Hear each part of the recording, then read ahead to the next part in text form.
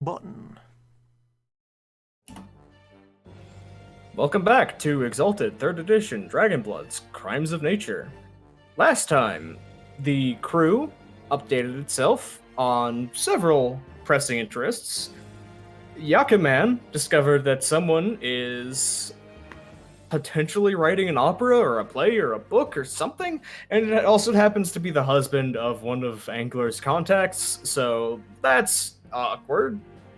In addition, Milan spoke with Ladal Shireen, the priest that Repose had made contact with earlier in the Imperial City, and a brief amount of just instant, same hat, same traumas, everything. Yeah, let's go talk about this together. They very, in a brief period of time, realized they were of a kindred spirit and just kind of unloaded on each other in terms of like, oh god, finally somebody who is going to be listening to me about this. And unexpectedly to Milan, and kind of belatedly, well, of course, having an in with the Ladal was as simple as just mentioning, yeah, hey, my group has killed like 3 anathema, you owe me at least an audience. So now, the 3 senators necessary to foot a bill in the Grand Chamber of the Deliberative have been assembled, and all that remains is to wait for the next session of Parliament to be open in about 2 days. The actual bill itself has been written up already by Milan. The 3 senators sponsoring it have signed off on it, and there is just a brief bit of preparation before the big day. And we all do nothing so that we don't get sidetracked from Parliament a 4th time. Yeah, this is me asking, like, this is basically me asking, this is the evening into the next day of the thing, and it'll be in the mid-afternoon. Would there be a special preparation procedure that y'all would want to do before sending the detachment to Parliament? It's time to go fishing. All right. Let's go fishing. I was going to go talk to the person writing the play. Mm-hmm. Yes, I do recommend we have a side scene before Parliament, just so I can myself physically prep myself for Parliament. Sure. Okay. Yeah, I will do the scene with the Nellan's husbands and Angler and Yang, because that was at the same time as. Yeah, we were gonna go do that. Yep, that was at the same time as another one of the scenes playing. So, let me just pull out those notes while y'all head out to one of the living districts of the Imperial City. It is, as this Imperial City has basically built up buildings more or less kind of like fungus in terms of sprouting up wherever they can possibly be. There is a rhyme and reason for where the districts are. It is just one that is not comprehensible to anyone who has not lived here for a long enough amount of time to really get into the mindset of multiple centuries of needing to build on the fly and where is the nearest zoning area that we can just desperately build something without the geomancy going blown up. So it takes a little bit of wandering, but Angler knows where they're going, which saves a lot of time. I do have a question, first of all, before we get there. Is Yang going as Yang, or is Yang going as Parliament? As Yakuman, as Parliament. Is As I like that Yakuman. answer more. The Dang, we'll personification of construct Parliament. yet another fake identity. I know my eyes landed on Parliament as I was saying that in my notes. Milan walks into Parliament, and it is just 150 Yangs. 150 Yangs. that explains Oh, so wow. much about the state of the Isle. Oh my Oh. goodness. Oh. But yeah, But, I'm gonna be in my superhero costume. Was Okay. anyone else with us? I forget. I believe at the time everybody was staying on the boat for discussion, and Milan was out doing business. So I think it was just you two who had picked up on this, because Obsidian was out at the Fire Temple, etc. Okay, just checking. Okay, so it is the estates of the dynasts who are currently working and living in the Imperial City.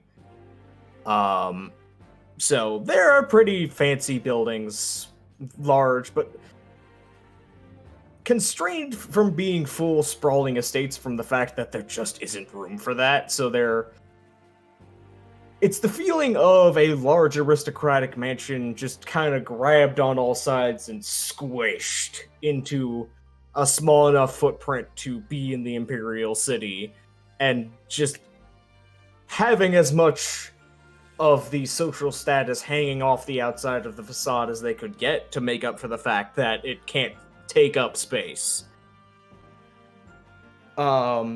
Most of the imperial residences for the dynasts in the Imperial City are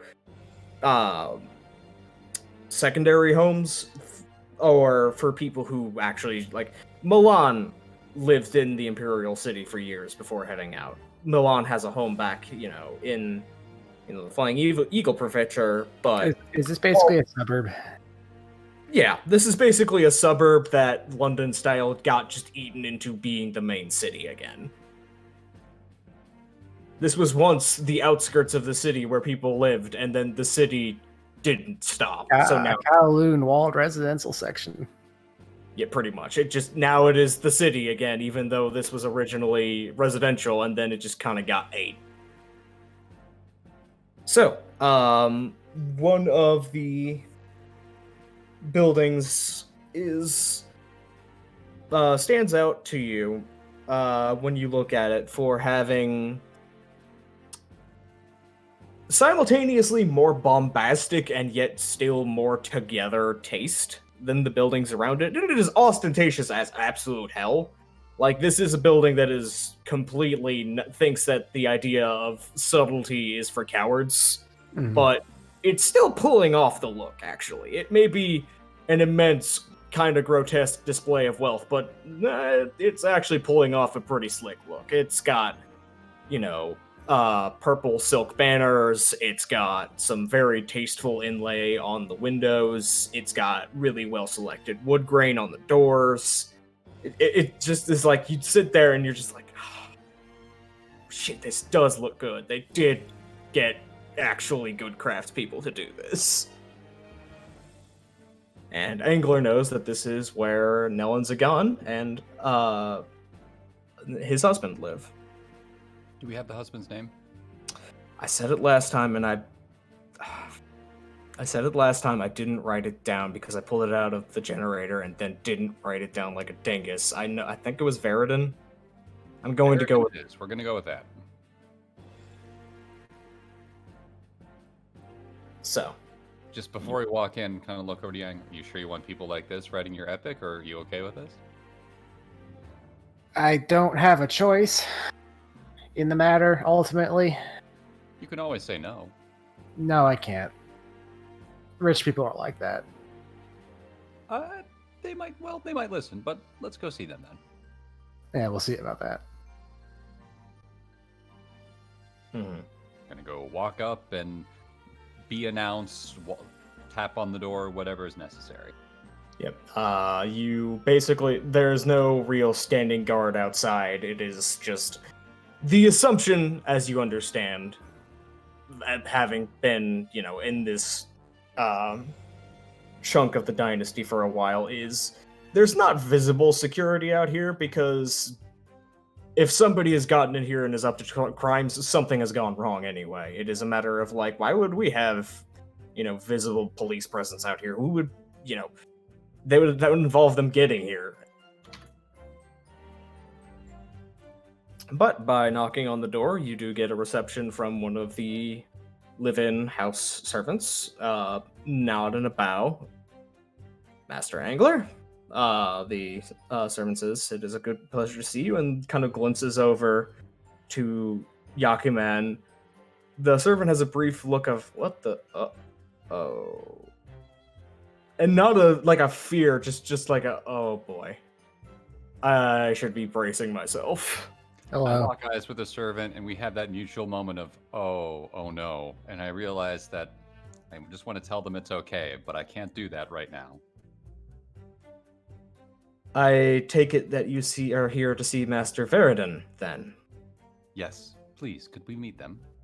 Yeah. Of course. When I say them, I do mean them, Veridon and their husband. Of course, yes. I believe the masters are both in the study at the moment. I can take you to them. I'm sure that Master Veridon will be rather thrilled to see the spec costume for, well, far be You it from me should to enjoy it quite a bit. Oh yeah, he'll be way into this. The servant takes a step aside as you walk into the mansion. Roll me a wits awareness just to get a feel for the place. All right. Double check. This is not crowd, so I can't get a bonus on this. No, it's not a crowd. No. 9. Holy God! Well, the both of you are good. All right, so I'll split this into kind of the two different ways that this is being read. Angler is reading this kind of as a security thing, and first of all, they're not complete. I mean, they're dynasts that live in the Imperial City. They're not complete fools that have no security. The servants are clearly, a couple of them are carrying very subtle daggers. Some of them are carrying, one of them actually has a garrote tucked into the back pocket as she's walking by. They're clearly trained to stop people who are trying to start stuff, but are trying to minimize that appearance as much as possible. It would be gauche to have somebody clanking around in a suit of armor inside your own house, of course. Yes. But Yang can kind of briefly catch that, but Yang notices as scanning the area, this is all local? This is all stuff that you have seen from the environment of the prefecture that you were out at, where Angler lives, and where this is like the general environment of the Imperial City. This doesn't look like exported material or imported material. This looks like it's stuff from the Isle. Just all of the wood choices, all of the architecture, all of the basically objects to art that are littered around. Those rich people are actually fun artists instead of... Yeah. This is someone who actually quite obviously takes pride in local industry or being a patron of local arts. The size in character.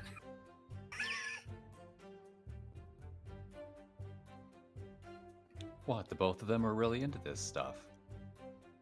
Yeah, I can tell. You're walking No, by. you need to have some sort of petty flaw so I can justify shutting off my empathy and disposing of you, so I don't have to confront my own success. Yeah, pretty much. Yeah, as you're walking by, there is a small selection of like trophies, for lack of a better term. They're not like big old cup trophies, but like acknowledgments and awards from fine arts committees and other things across the Isle. Looks like most of them are for the novels. There's one or two for the operas, but they seem to be a much lesser focus than his literary output. And the literary output, from what you are seeing, appears to be mostly along the lines of, if you would have to venture a guess from the titles, pulp fiction or kind of a romance novel leaning. Like, a lot of them are kind of discussing, like, my marriage to the Admiral, or like titles like that. Mhm. So, you go through the house, the door is knocked on the... Slam down big style by Bigfoot. What? You cut off, I'm sorry? Slam down big style by Bigfoot. Big stuff like Bigfoot, yeah. There's a couple like that. So... Yeah, alright, fine. And these are all very well titled ones. There's no saucy or racy titles in there, correct? What did I just say about slam down big style by Bigfoot? I mean, even more than that. Angler That's would know. incredibly saucy. What are you Okay, so- talking about? So this is an establishing question for Angler. Would Angler have personally given any of these books a shot, just on the principle of I know my friend? I don't think Angler has read any of these books, but I absolutely think that Angler has given either of the gentlemen in question these books as a like gift, or not even like a white elephant thing, just I know you'd enjoy this, so just shut up and take it kind of thing. From what you understand, and you're not the one who reads these genres, there is occasional sauciness in some of the books, but it is that level of romance novel that is above a bodice ripper, but still has, explicit material in it. It is not here just for wall-to-wall sauciness, but it is not afraid to, actually delve into the topic and is clearly part of its popularity. You've got some prestige drama on those shelves. Yes, Okay. precisely, nailed it. I will do my absolute best then to not think up really stupid title names then. Oh, More please do. More Bigfoot romance than Bigfoot erotica. I understand. Yes, I could give many actual author examples from my library work, but that would be a tangent. Anyway, the servant takes a knock on the study door, takes it aside, opens the door up. Nolan Zagan is at the far end of the room, still just kind of in a much more casual clothing than was before, still wearing a small hat. Veridon is at the far end of the room with him sitting in a chair by the fire with a kind of I guess a clipboard is the closest thing I would describe, just writing down notes before looking up and...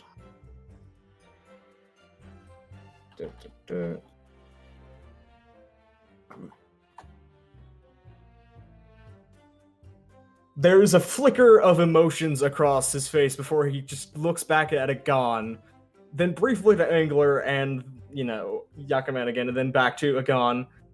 Composes himself. Agon, you know my birthday's next month, right? And Agon is just giving a look back to Angler, very slowly turning his head of, what the fuck are you doing? Well, What? I might not be here in a month for your birthday, so consider it an early present.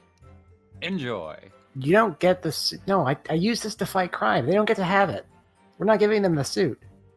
I'm not saying to give them the suit. I'm just saying that you should have a conversation. Fine. Not giving this. God, Faradin's smile is just beginning to grow wider and wider as Agon is just putting his head in his hand. I never should have told him. Why would you? Okay. He just throws a hand up over to Veridon as Veridon stands up and just kind of walks up, like, this is the genuine one then, yes? This is the actual Yakuman. This is the one you've been traveling with. Nah.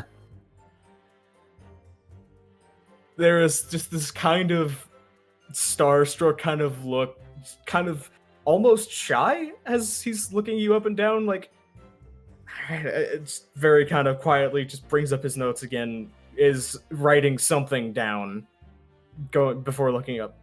My apologies. My name is Nolan Veridon, and I am very humbled and grateful to meet you. You shouldn't be. I'm just some asshole in a costume. Well, that's not how I heard about you, my friend. I've heard quite a bit of... How did you tell him? Me? I told you nothing. I told neither of these gentlemen anything. Agon, Victims and here is like, it took a month to get here. How the hell you know about any of this? Agon just shifts awkwardly. Look, okay. So I might still have a couple of backdoor connections to the sorcerers who do the post in Grey Falls, and I might have heard a couple of rumors about a certain masked vigilante who was going around the east, making a very large show of himself, And I might have thought that that was a suitably dramatic bit of inciting inspiration for my husband for the next creative work he did. And I might not have thought about the fact that he was hanging out with me. Yeah. Yeah, okay, this will work out, because eventually someone was going to do this, and you have some tentative... You could be worse people, I guess, is my conclusion so far. Galen just starts laughing really hard while Veridon looks briefly kind of concerned, confused, and a little hurt, but like just kind of like, what? I saw some of the titles of your books, and like they've I've read like 2 of them. And Veridon immediately lights up. You read my books? Yeah, I read hold on, let me think of a stupid book. Angler, give me a book name. The Captain and the Seaman. Yeah, I read The Captain and the Seaman on the way here. It was in, his library. It just kind of swells up with pride. Well, I'm certainly... I didn't know my books went out that far. I thought the publication was limited to the Isle. Did you bring some with you? He's looking at Angler when he asks that. Oh, goodness, no.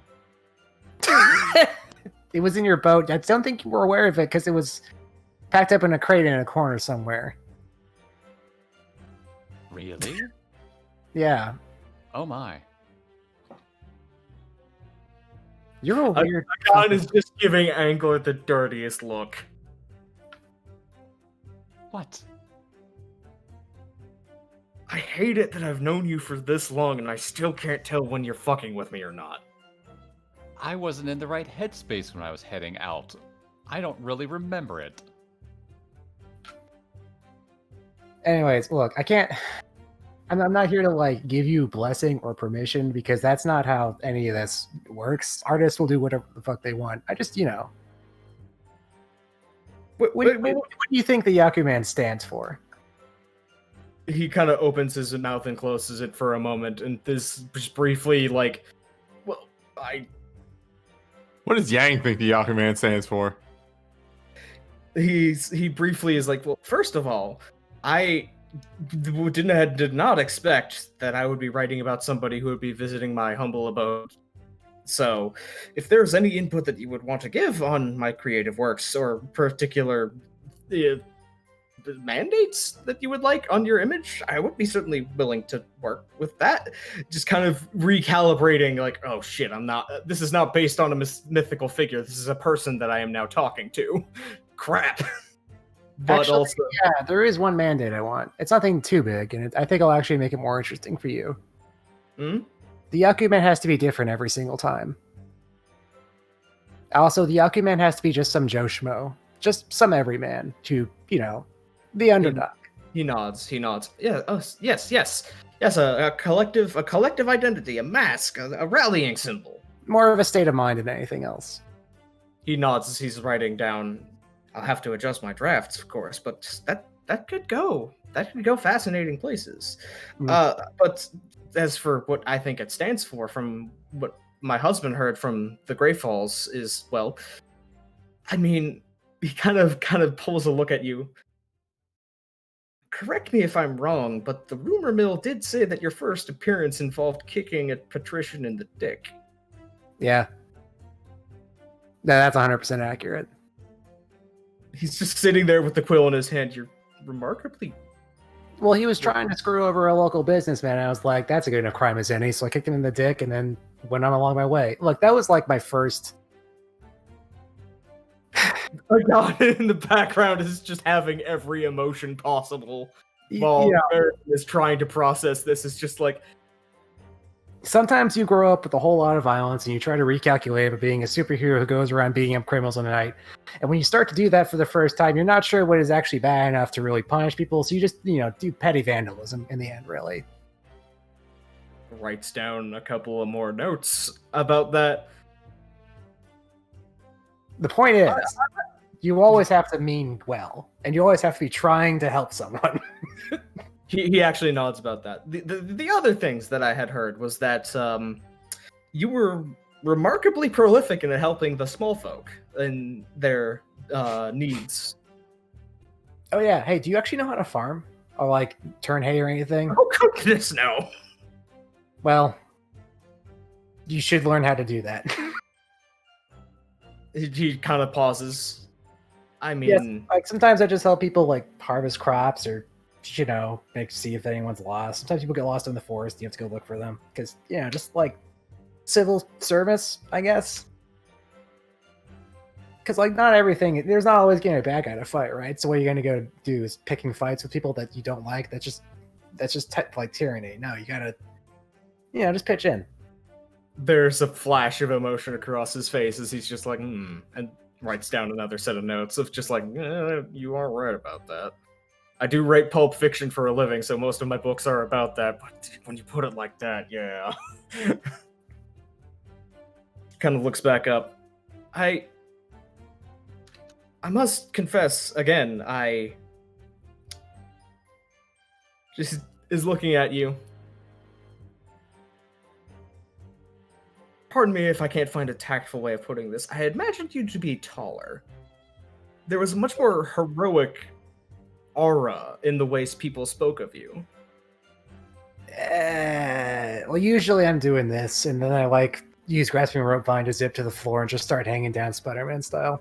It's like hard to get a sense of scale when you're doing this, You mean to the ceiling? Yeah. No, to the floor. Yeah, Okay. to the ceiling. I fully expected you to just say, I usually do this while I'm like this and just like straighten up, and it turns out like sounds of back cracking and stuff. So I fully imagine Yakuman to have Yang to have like the worst posture. Okay. Yang is a lot like Faust from Guilty Gear. Yes.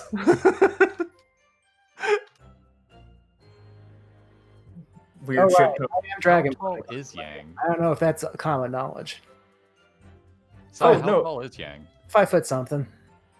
Like average height. Like, but again, like clearly the artist was imagining like Obsidian scale from via masked superhero going around righting wrongs. There's probably been some mix-up for Yakuman being seen with Obsidian. Yes, that is actually exactly what happened. Is that basically he's kind of gotten the appearance and bombast of Obsidian crossed over with Yakuman as an identity. So in his draft notes, which as actually as Yang is hanging from the ceiling can kind of look down and see the initial notes before you had walked in, yeah, it is very much, it was originally going to be a story of, the very large man who comes into the city, saves the day, and then goes off and saves the next city, etc. It was very much a much simpler story. But the moment you began talking, there was actually just a giant ink slash through the top of the page and a new set of notes being written. What? So I guess I guess I can walk through like what I do when I get to a town. Would that help? Yes, of course. I would be honored. So I usually go on top of rooftops and I start brooding and looking around, see if anyone's hurt or needs any help. If there's any obvious, evil, just like someone about to eat a baby. That never happens. No one's ever tried to eat a baby. But to interrupt briefly, the moment that you say you just go up on top of roofs and brood and look around, two things happen. One is Verdun has the look of just like, oh, that's so cool, and Agon in the background is like, God damn it. He's gonna think that's so cool. But yeah, he's writing these down as you go. As you say, no one has ever tried to eat the baby. Somewhere, Roxy just experiences an inexplicable twitch. Just lifting a sandwich to her mouth. So I guess we can like do a montage through this scene, just me being just being the ethos. I guess the bullet points would be that a hero does not consider social status when trying to help or better the world around him. So like, yes, you will fucking go out and harvest crops if you want to help people.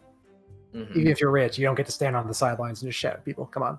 And it is clear that as you were talking to Veridon, he had gotten the message that Yakuman was a hero of the small folk, of the people, of the farmers, but hadn't considered being a hero in anything aside from being just a pulp fiction, go in and punch the problem kind of person. And is now very dramatically changing his notes to be like, okay, this is no longer an opera about a superhero. This is an opera that is going to subvert the expectations of the audience when they come in expecting a superhero. And it is actually going to be mostly just about running a society effectively as a series of vignettes of different characters wearing this mask. And none of them identify that they are none of them will actually acknowledge. That's right. that It's a they comedy now. Did we invent limits? You know, it's going to be messed up when after the Civil War happens, this is the foundation of which society is rebuilt on. Yep. Fuck! Ha Fun for the arts, motherfucker! It lives longer than you! But also, there is a fight scene at the end. Oh yeah, no, there is absolutely going to be several fight scenes. Yeah, but... no, the importance is like keeping the peace, keeping people empowered and happy and safe, most of all. And then also, once in a while, you do have to punch someone in the snout. It just happens. There is absolutely still going to be an Act 1 scene where somebody gets strung up by the lamppost and punched in the dick. It makes it very clear that that's non-negotiable. That scene's already written and it's already gotten, positive proofreading. Every good Spider-Man has the arc where he's like, how the fuck do I do this? Yes. Yakuman, would you like to show them your amazing archery skills? No. Cool. When was the last time Yakuman... Akon just laughs really hard at that. Oh no, wait, yeah, crossbow. Yeah, crossbow is archery. You said archery, and my brain immediately went to a bow and arrow, and I was like, "What was the last time Yakuman used a bow and arrow?" I'm like, "Oh wait, right, crossbow." I should have been more specific. Yeah. I mean, this is just like a fancy way to. This is for more than flair than anything else. I mean, Yakuman doesn't have to be a boxer. Yakuman can be a sailor or something. I don't know. Heck, a farmer or a local, or a really badass bear. Perhaps a local merchant. Pauses and looks up at that a little confused. The bear or a bear? Agon just like smacks his forehead. Yeah, it's a wood element thing. Don't worry about that one, actually. Never mind. Agon mutters. I'm gonna check my wrist and go, oh, look at the time. It's been hours.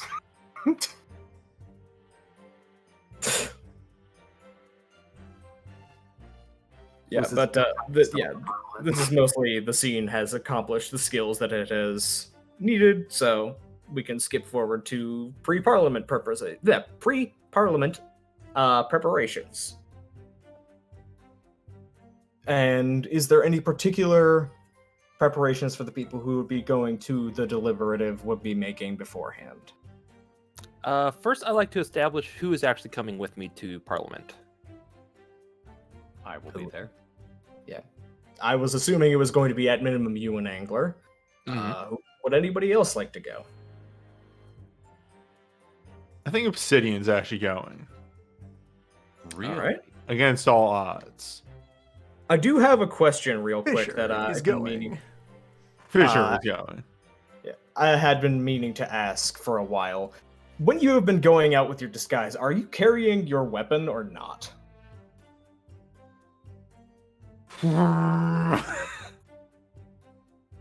Okay, so Obsidian would know if that is a faux pas in society or not. No, you're a dragon blood. Being armed is kind of like You're armed. You're armed. You are a even without the noble. sword. By default, you can carry a weapon. So also, you are a weapon. yeah. So every other time that he's gone out, because it has just been visiting or wrestling, he has not. But this time going to Parliament because his intention is Milan's about to do something really dumb.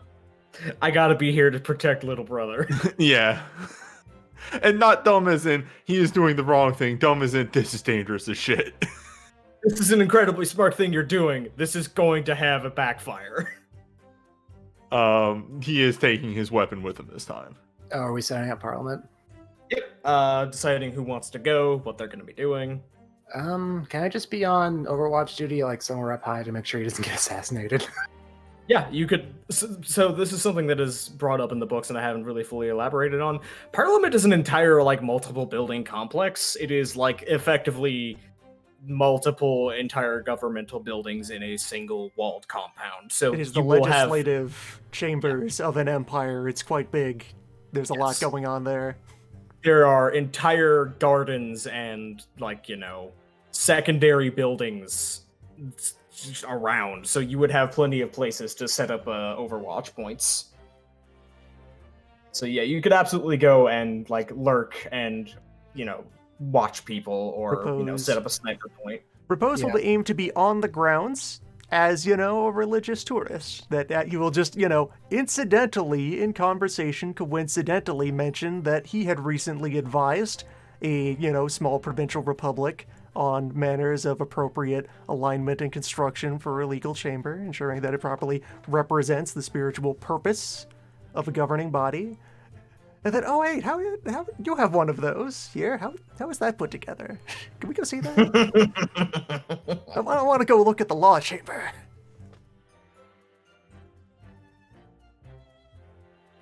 All right, so that is Angler, Milan, Repose, Obsidian, and Yang going. Also, now the ultimate. There is also already a bit of a. This does work in character because it is already a bit established that Fissure is the bodyguard of.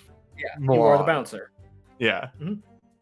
So it would not draw attention. Does Old Man want to come watch? The ultimate question is: Old Man going to Parliament, or is the Old Man staying on the boat? Old Man want to watch his apprentice make a fool of himself in front of a bunch of jerks. Can any character please ask Old Man to come with them even once? I know that that's not the assumption that you would do. You would assume you just answer no every time, and I understand that. Well, they do actually ask you in character sometimes, and you usually say no. Yes, I know, and that's completely fair. Ifu. Yes. I mean, I always just assumed that if Old Man would want to go someplace, he would just show up. Yeah. I'm going to go speak with the apparent ruling body of this land, and, well, they're a bunch of self-appointed jerk-offs, and I need self-appointed jerk-offs. They announced to everyone that they are a jerk-off. They didn't appoint themselves, though. Sorry, that was Other me people appointed conflating them. two idioms in my head. You mean that they're self-important jerk-offs? Yes. Self-important. Okay, understood. Yes. Could I have you on hand in case things go wild like they usually do?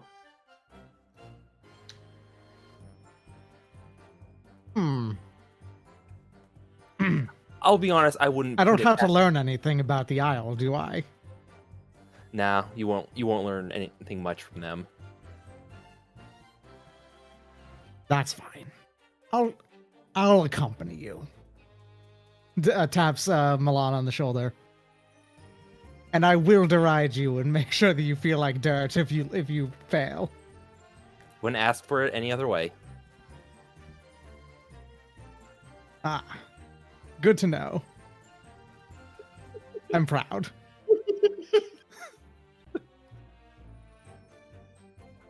And with that, I have my notes on the bill I'm proposing written up. All right.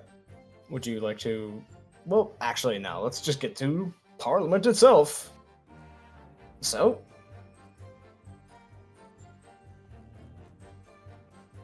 let's go to the description of the grounds. So I can just pull that out of the book rather than meander around describing it.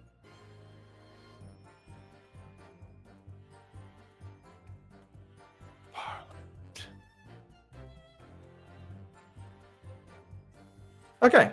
The senators of the Greater Chamber and the delegates of the Lesser Chamber meet in the Palace of the Deliberative Senate of Exceedingly Judicious Nobles, a monumental structure that once stood outside the Imperial City but has since been absorbed by the growing metropolis. Before the palace spread streets and plazas full of businesses catering to the needs of the deliberative members and their numerous staff. Behind it, ringed by high brick walls, unfold the famously serene Gardens of Peace and Law. They are generously strewn with pathways, little bridges, gazebos, and other features offering the deliberative members a quiet, private place for contemplation and plotting. The palace's eastern wing houses the Deliberative's legions of servants of staff, the barracks of the Guardians of the Deliberative, the security, the storehouses, kitchens, and the like. The western wing holds the grand entry hall and also contains residential quarters, various parlors, libraries, galleries, shrines, and recreational areas where deliberative members can relax or debate. The southern wing houses the great hall of most inspired and noble lawmaking, where the greater chamber performs its labors. The northern hall houses the hall of contemplative and prudent debate, where the lesser chamber is seated. It is an immense, 5-directional compound, as is the way of doing things. Repose would actually note, as approaching it, this place is, for it being a garbage trap for failures, as Milan put it, basically, this is still very impressive architecture and finely laid out in terms of geomancy. Like, this is... Even the garbage pit of the Empire, when Big Red was personally involved in overseeing it, got some pretty good attention. So, and on the way, I'm explaining who are these members of Parliament, who's the deliberative. I'm basically explaining, these are the loud, self-important, rude boys and girls of the realm who made enough of a stink to have this job forced upon them. And it used to not really have much power, but now with Big Red gone, they have power. Confusing and frightening everyone, especially themselves. Quietly nodding along, noting internally, okay, so when only one of you has supreme executive power to dictate laws as she sees fit, you are all upset. And when many of you must all reach a concordance on what shall or shall not become law instead, you remain equally upset. Welcome to the realm. Government, am I right?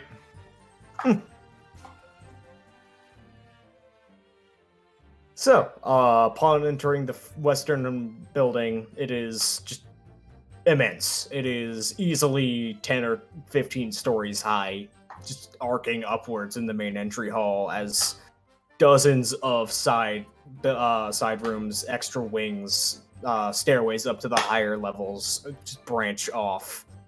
It is thrumming with constant activity, to a degree that before the Empress's disappearance would not have ever quite reached this feverish pitch.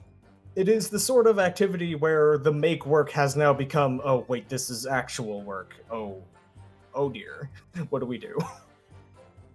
Just assistants and interns, effectively, running back and forth. Couriers and scribes with giant stacks of papers, people arguing amongst themselves.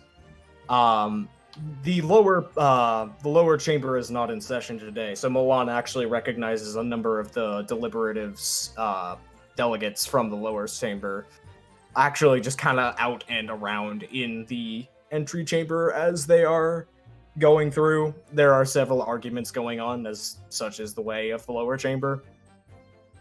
For those not as familiar, and Milan would be explaining this as they go along, the Greater Chamber is 150 Dragon Bloods of the Great Houses, and they appoint the 450 delegates of the Lesser Chambers from the patrician families, wealthy peasants, satrapies, nobility, etc. The Greater Chamber writes the laws, the Lesser Chamber debates the laws, and whether or not to forward them to the Empress when she was there, and to the Regent now that she's not. The Greater Chamber is still kind of a viper's nest of argument, but it is mostly locked up by procedure and very extremely exacting ways you have to do things. The Lesser Chamber is, if you've ever seen the British Parliament when it completely falls apart and they're all just screaming at each other and somebody goes to grab the mace because that's how apparently you shut it off, that's how the Lesser Chamber goes, is you read off the law, you say go, everybody starts screaming. And that continues until there is a 2/3 vote either way. And so, reminder, the lower chamber is the mortals, right? Yes, there are some but not many dragon blood in the lesser chamber. Nominally, the lesser chamber being appointed by the dragon bloods of the upper chamber is in the interests of the greater houses and the dragon bloods, but they're also a bunch of, really punch happy assholes who will argue about everything. So there is a not actual inconsiderate history of them vetoing things the Greater Chamber has come up with. Cool. So less fireballs than expected. Yeah. No, it is mostly just mortals just arguing with each other about things that had already been settled and sent to the regent, but they're still arguing over the details, or things that had been tabled because it was taking too long to argue and people off session are doing, off time, trying to argue with each other to get a coalition for a future vote. It is just the sheer buzzing noise of people trying to reach a consensus while, speaking either obliquely or directly about all of the bribes and extra interests they have for a vote to go either way, and also offering such to each other.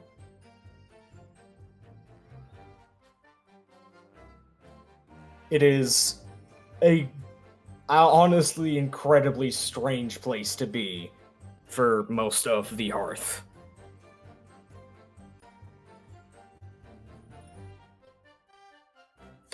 As the Hearth proceeds through, they go into the Central Gardens, and this is where Yang feels at home because, one, the gardens are one of the best and most maintained sets of gardens in the Blessed Isle. It is just a beautiful, gorgeous place, thrumming with just wood essence and just rolling with wonderful, gorgeous plant life. And also because this place is a fucking sniper's playground. This is just...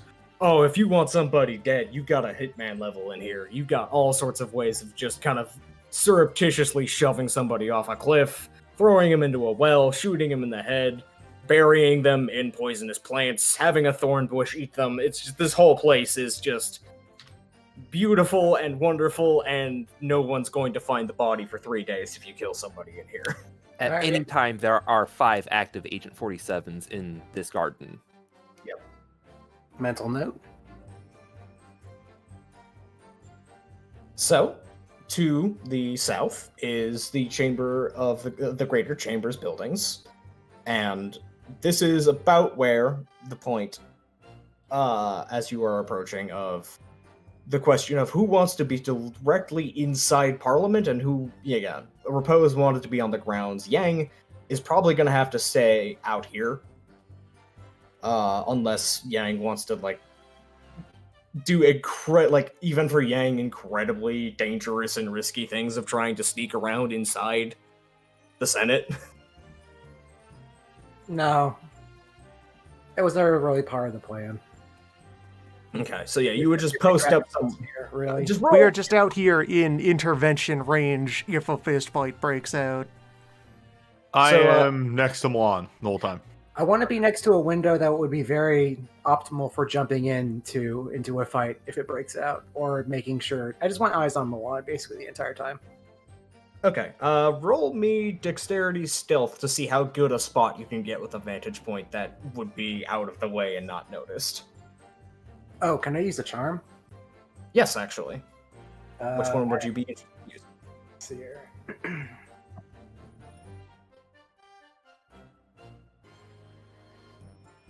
Wait, no, that's larceny successes. Hold on. Distracting breeze meditation, +1 stealth for 2 modes each. Yeah, that's your excellency. Okay, cool. So I'll just give you 2 sounds. Yep. So do I roll 2 dice additionally? Yes. You can spend up to a number of motes equal to your skill plus any relevant specialty. So, yeah. You can add 2. Alright, because I can't think of a way to do a stunt for this. That's fine. So that'd be Dex, Stealth, plus your Excellency. And plus your Octo Camo artifact, so +3 again. Holy gee. Well, let me roll 3 more. 8. Okay, a mere 8. Just 8. Just 8. So- So you get up to the first one, but there's already an assassin there, and he just That is literally what I was about to say, is that you are sneaky enough that you are able to go up on top of a posting and literally almost step on an assassin watching somebody in the serving crew, just trying to scope them out, and you're just like, pardon me. Oh, sorry. Don't Just stop don't. Like, there's a level of professionalism of just kind of like, oh, well, not gonna look your way, not gonna look my way. And then just go over to another outlook that is closer towards the southern building that has a look into the window and settle down. Morning, Frank. Morning, Carl. Yep. As Repose begins to pace the outside and begin to, ask, innocent asterisk questions and give sermons. Would the Tonagawa Lagoons be around with you today? Yeah, the goons will be here for the tour.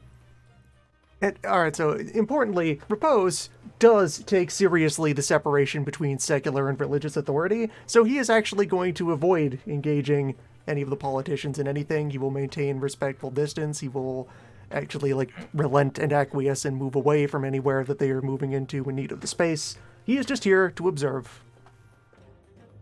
Unless the building has become haunted, or cursed, or vexed, or bewitched, or he has a very long list of synonyms in casual speak that have specific technical meanings to an exorcist.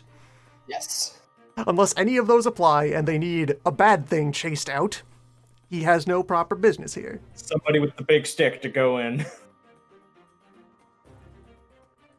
But, so the others would enter the waiting rooms and the entry hall of the greater chamber of the deliberative. And again, it is certainly something to see the level of sheer display of wealth and power on a building made to house the Fail sons and daughters. It is...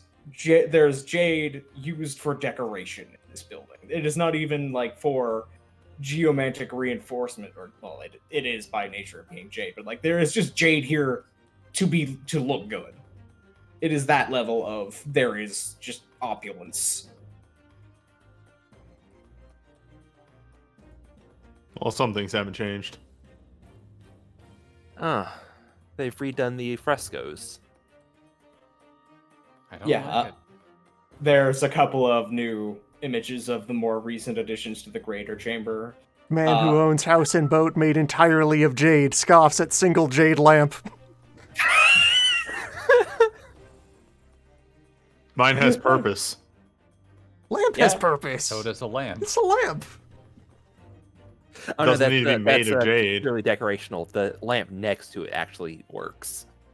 Yeah, there you go. So everybody, Can I roll to make a if you want, go ahead, go right ahead. What would I roll for that? It would be intelligence lore by default. All right. Good luck with that. There's your problem. Also, Wait, do I just even roll... have lore? No, you don't. You have one die.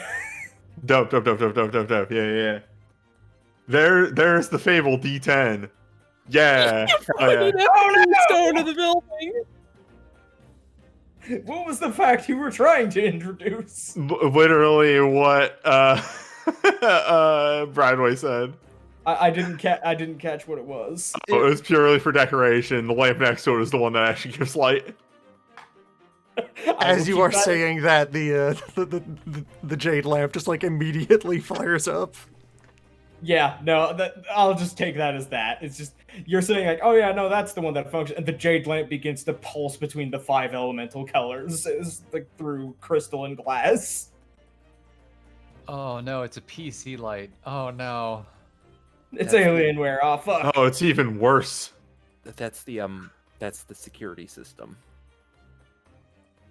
I feel something undescribable through Hearthnet.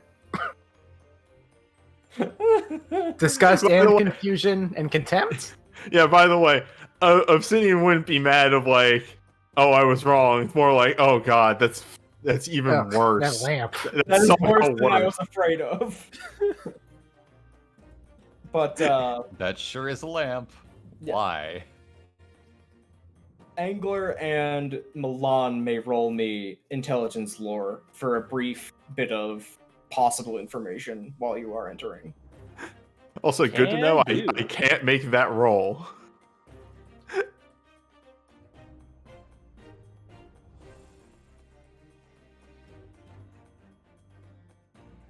Yeah, all right.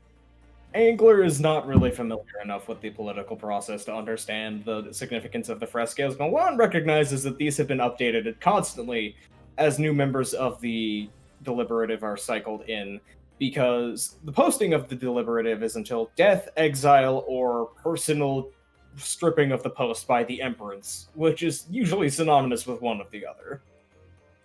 So there have been a couple of frescoes that have been updated for members of the Deliberative that are no longer present, let us say, and have had new people painted on top or just new scenes entirely. It is a higher turnover in the Deliberative than would be usual for the Empress being present. There are more faces here normally than Milan would expect for having been gone for not having visited the Deliberative in probably a year or two. There's already a couple of faces, so there's actual turnover happening.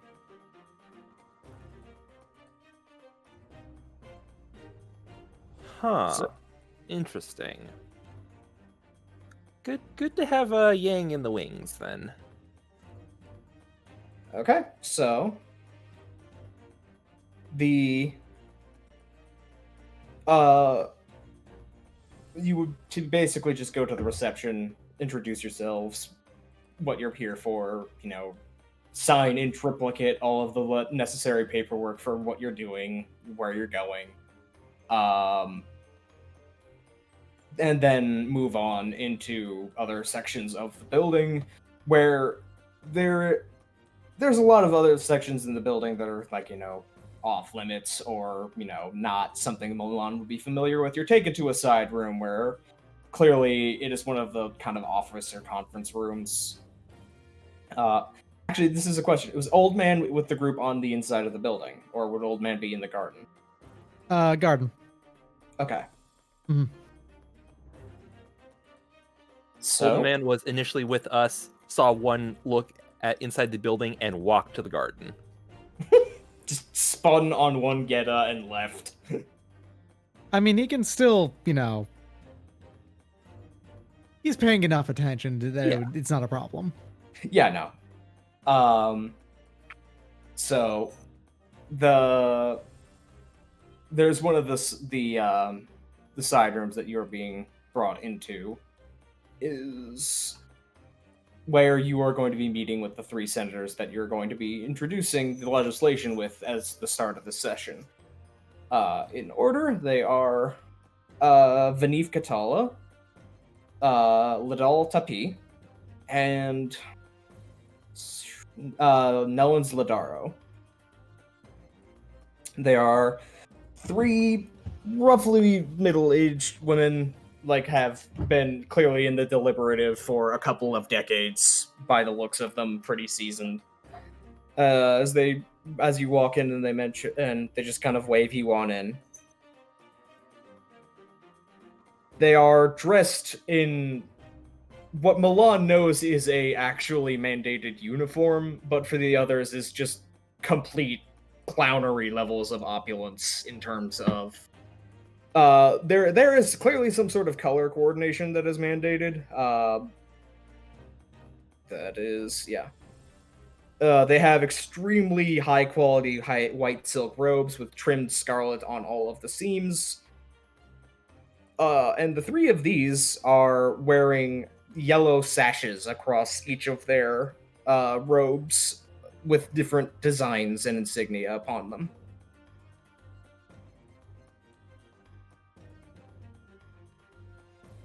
It is the silk is probably the highest quality silk you have ever seen in your life, even if you were a dynast.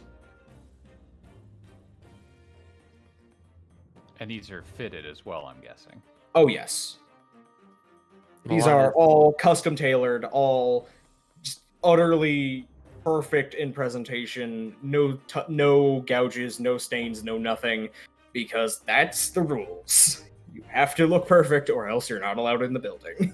Milan is going to go through the standard procedures of the proper introduction for yourself when you're introducing a bill to the 3 senators.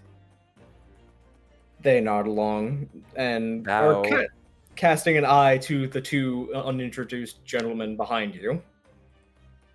follow through the procedures and explain that these two are, one is bodyguard, of course, and the other is a.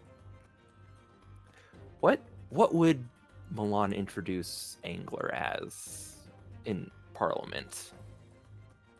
Hearthmate works. Just a hearthmate is just a good. Yeah, just a hearth. It would make sense to have a hearthmate on hand.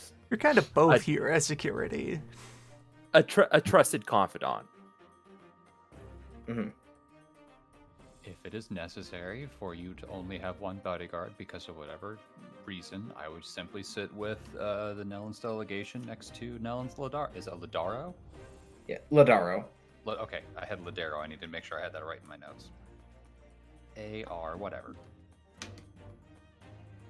She just nods before kind of shaking her head. No, well, you're not going to be allowed up into the seating of the senators. That is against procedure. You're going to be down on the floor by the door with the other bodyguard while Milan is doing the speech on the main floor. They're not going to let you up into the higher stands. It's security risk.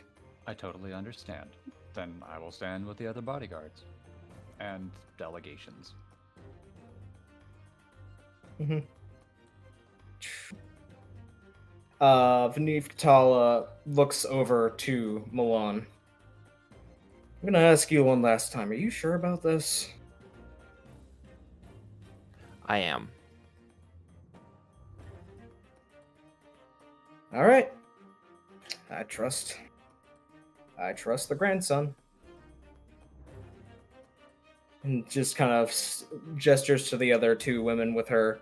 They both kind of shrug of like, yeah, we got our eggs in this basket too. And hey, as an aside, I just had a thought.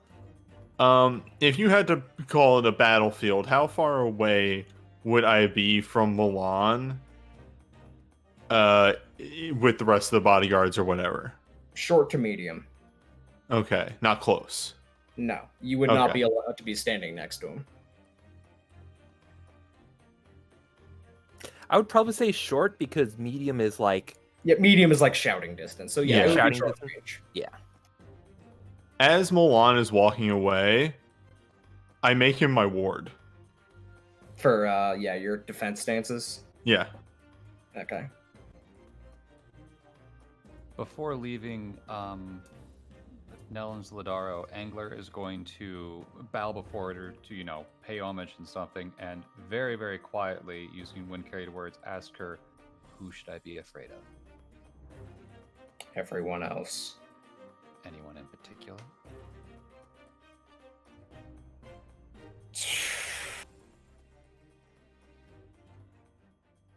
Let me rephrase. Who should he be afraid of?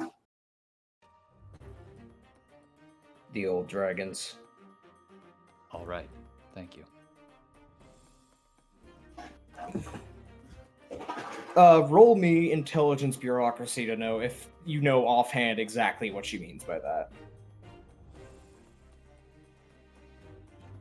Okay, going to use a excellency to boost this up just a little bit because why else have them?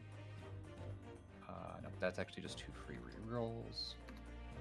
Or free rolls, excuse me. So 7 successes.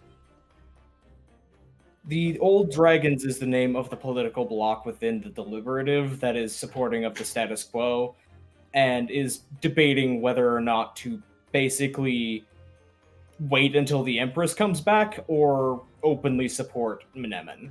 With 7 successes, I'll also give you the other 2 major factions. The Yellow Banners, which is clearly the 3 you are speaking with, are in that one, are constantly arguing over who they want to back, though Vanif has been slowly emerging as the possible candidate that they would throw their behind. They're basically the progressive wing. And then there is the Jade-Eating faction, which is a derogatory name that they've kind of adopted because, well, why not? They are the followers of the head of the Deliberative Greater Chamber, Regara Julene, who is obscenely corrupt and basically only cares about. They're basically the ones only caring about self-enrichment and have been starting to splinter towards the other coalitions or starting to plan their own internal things. They presumably are not unified enough yet to present a cohesive singular threat, where the old dragons have a considerable number of them that are backing Menemen quietly. So, right now, the feeling is they're probably the direct threat. Given enough time, you would suspect that the Jade Eaters might end up being actively more dangerous. Because, yes, as pointed out in chat, they're all wildly corrupt, which means as soon as there is a single point of interest for them all to get rich, they're going to go behind it and be very fast about it. Is there any particular leader of the old dragons that I would need to be aware of that would be on the floor? And or bodyguards? No. So bodyguards is not usually a thing that is happening. The usual security of the building is done by the impartial guardians of the Deliberative. They are members of the security forces and basically the armed guard of the Imperial City, but they are elite detached unit that is mostly actually there to prevent the Deliberative members from killing themselves, rather than anybody else killing them. Okay, last question then along with that. Are there any members of obvious people who are backing the old dragons that are giving any kind of greeting to the Parliament on the floor that would have any bodyguards with them that would be old dragons? Or is it just us? You're the only ones bringing in bodyguards today, probably. Fantastic. Okay, I just need to make sure if there's going to be anyone in range to punch in the face and or crotch. No. And the way that the deliberative procedure works anyway is that the bodyguards would not be on the floor at the same time as you anyway. So there may actually be bodyguards for other members, but they would not be on the Senate floor when that is happening. They would be like out in the other part. That's a sensible idea, and we are not in sense land right now. Right. But Darren, I'd like to roll to establish a quick fact. Go right ahead. Yeah, having the person introducing the bill having bodyguards, that's a common thing. Okay, yeah. Okay, it is an established, well-known thing that introducing a bill is not great for your health if it is not popular. So there is usually a token bodyguard or two. It's more for the walk in and the walk out, but yes. There's been times when you need the bodyguard on the floor. Yeah, there have been enough, the deliberative has existed for a couple hundred years. People have acknowledged the wisdom of have somebody better at fighting than you. Way back in Realm Year 312, this was not the norm, and someone was struck dead immediately after proposing a bill, and no one wanted to retrieve the carcass, and the Empress found this very amusing, and they remained at the center of the floor, dead and writhing, for weeks. Until someone took responsibility for it. Yes. Yep. That's canon.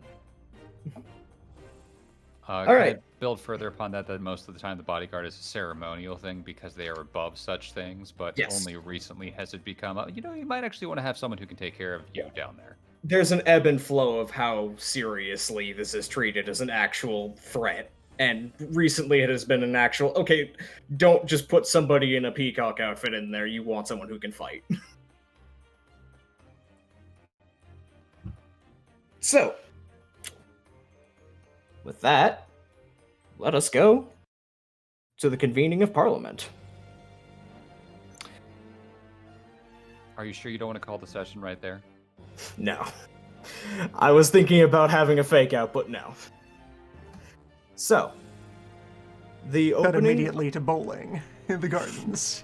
Bowling! So, the proposed legislation at the start of the deliberative goes in order of people who are at the doors. And because you arrived relatively early in the day, you're early in the line, but not the first. There are numerous people ahead of you, and the bills that they are introducing are mostly things that are to do with, double check, appointing a new prefect of one of the Blessed Isles, adjusting a level of a satrapy's garrison, confirming or denying an imperial judge within the judicial areas, elevating ministers, just very rote levels of the things that they normally did. It isn't until you that an unusual bill is being introduced in this session. As you walk in with the 3 senators in front of you to introduce you. Vanif Tal is the one who bows to Regara Julene and the rest of the Senate as they begin to file in. Ladies and gentlemen of the Deliberative, I am here to propose a harmonious bill for the consideration of the Chamber. In the name of the Empress, I am presenting it with the sponsorship of a member beyond the Deliberative who has an interest in explaining some of the more fine details of the bill itself. I will allow Master Vanif Milan, first grandchild of Matriarch Vanif, to properly introduce, in brief, the abstract of the bill for consideration in the day, and steps aside for Milan to step forward. I thank you, Vanif. We said it was Katala? Katala. Katala. Members of the Deliberative, I have come here today to introduce the bill, the continuation on Her Royal Authority's buildup of Arjif infrastructure and development. That is also known as Crab Aid. Sorry, I'll see myself out. I'm very proud of you. And that's where the session on Parliament ended. Okay, that last part was me out of character saying crab. No, I know. But to remind, this is a very brief description of the bill, and then the debate of the bill comes second. So yes. You're basically giving the top shelf version of it. Yes. The bill is a further continuation on the Scarlet Empress's previous plans for infrastructure and development, which has been put forth and run throughout the empire for the past several hundred years. This bill is a request of funds and an opening of manpower and supplies donations from each of the houses for development in the Eastern Arjif Dominion. There's a brief mumble as Regara Julene holds up a copy of the submitted bill, as has been submitted to her, as you have one in your hand as well. Scanning through it.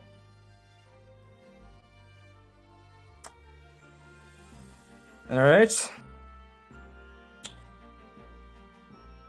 The bill has been so formally introduced. May the Deliberative vote upon whether or not this bill shall be heard in this session. Those who are in support say aye. Those who are in opposition say nay. In support. And there is enough to be clear that it is higher than the majority, but not a supermajority, say aye. And another, the rest say nay. So it will be heard. And she just kind of gestures. And with that, I would like to use a charm. Okay. I would like to use clear-eyed courtier scrutiny. As she gazes down from superior social vantage, the complexities of social intricacies lay themselves out before the dragon-blooded. She makes a single read intentions roll against all characters she can perceive, doubling 9s. She may either attempt to determine each character's intentions in the current scene, or attempt to identify their intimacies on a specific topic. All right. Because this bill is a continuation on further Scarlet Empress's mandate and plans and stuff, I want to roll to determine each member of Parliament's intimacy ties to the Scarlet Empress. Oh my god. Go ahead and roll.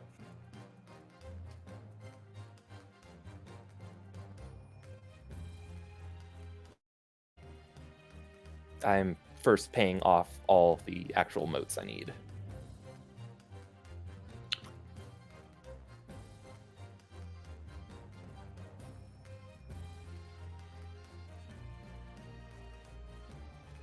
Tell me your secrets. How does the Deliberative feel about the Scarlet Empress? Milan, in the brief periods between heartbeats as the votes are being cast and is slowly scanning eyes across the room as people's minds are being brought forth at the name of the Scarlet Empress, starts to synthesize an absolutely immense amount of information at once. First of all, there is a lot of reflexive people feeling that there is a scan going on. They don't know who, but they immediately just slam a wall up in front and say, fuck you. You can't, like, in narrative, you could pick out exactly who. I'm not going to pick out exactly one of the 150 senators actually do this. I'd say about a quarter just reflexively go, no. Of the remainder, the old guard, you can tell, because again, they have colored banners, effectively. The old guard has about half of them have a mostly positive, if sometimes complicated, view of the Empress, and about half of them are just quietly like, thank fuck she's gone. Okay, we can move on to somebody that we will have more hooks into, but will help run the place like her. Like, just a kind of conservative mindset that is more into the idea of like, okay, so she is gone, but we could do this again and be more successful and have more power under it. The Yellow Banners, unsurprisingly, mostly just fucking hate her. They are stuck here for whatever reason or another and are incredibly resentful and have been looking for an excuse to find any way of expressing that for a long time, and are generally just, the Yellow Banners are the group of just like, let's just do fucking anything else, anyone else, not Mnemen. The rest is negotiable. We'll all argue about who else, but not Mnemen, not Scarlet Empress. The Jade Eaters, weirdly enough, they're most of the ones who have kind of shut down their emotional response. And the ones that you can get a read on are deeply ambivalent. There is a level of contempt for being stuck here, but also, you know, begrudging gratitude for the ability for self-enrichment. And you're not... There's just a strange undercurrent in the Jade Eating faction of... They'd be okay with a lot of different ways this could go, but it all has to go their way. They want to come out on top. Yeah. They're willing to just, like, okay, so long as we have power and are continuing to get rich, or, you know, maintain our ability to flex over other people, we don't really care at all. All right. So the general gist, I would say, is in terms of the absolute reaction from the entire parliament, maybe less than about a third even, tops, have a positive view of the Empress. 2/3 are neutral to active hatred. Does Parliament have little name plaques on each chair or desk for who's who?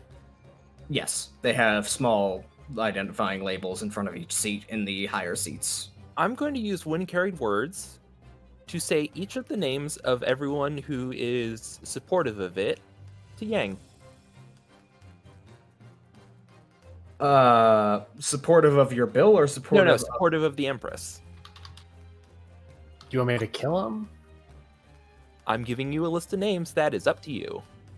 That is going to be several casts of wind-carried words. Like, that is going to be... okay. In that case, what I'll do... You're going to want to memorize that and do that later. Because I want to memorize that. Space and mumbling. Also, I have no way to actually act on it. This place is way too guarded. Yeah. My thought was, okay, these are Milan's personals. Okay, you're the ones... You're the problem. You're the problem. It is heartening to Milan, probably, to see that they are actually not a majority. They may think they are. They're not. Milan stands up in front of the parliament.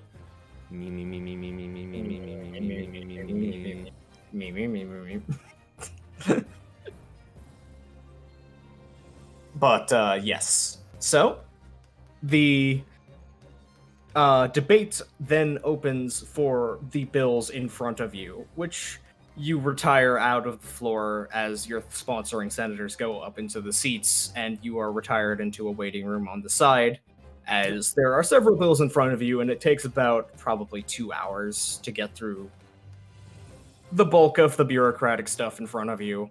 Yep. From the sounds of things, it's nothing really exciting. It's honestly 2 hours for the number of bills ahead of you is that they're going for a pretty decent clip. There's probably some arguing over a judge or two, or, some, back and forth over, would this be a better candidate or not, or do we really need that many more satrapy garrisons in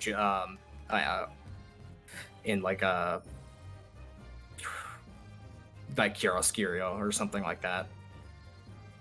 But otherwise, it is mostly just a kind of a normal-ish day at the Greater Chamber.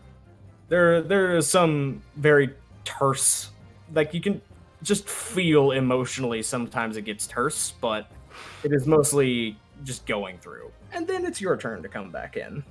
Mm-hmm. So, now that you have re-entered, your sponsorship of the bill means that you now can elaborate on the bill in full, and after you are done with your speech to introduce it, the Greater Chamber may join in for counterpoints, discussion, questions, in orders chosen by the Master of the Deliberative. So you get one shot to talk uninterrupted, and then everybody else gets to come in on you. Okay. Instead of me just kind of fumbling with my words trying to do this in character, I'm just going to talk about the facts of this bill. Yeah, go to the abstract. Yeah, Abstract is fine. In the abstract, what this bill is, it is an expansion of, it is a request for money because the person who runs the budget is an empty seat right now. And this is an established fact within the canon. Because Parliament doesn't put anyone in, so I have to go to Parliament to request for funds.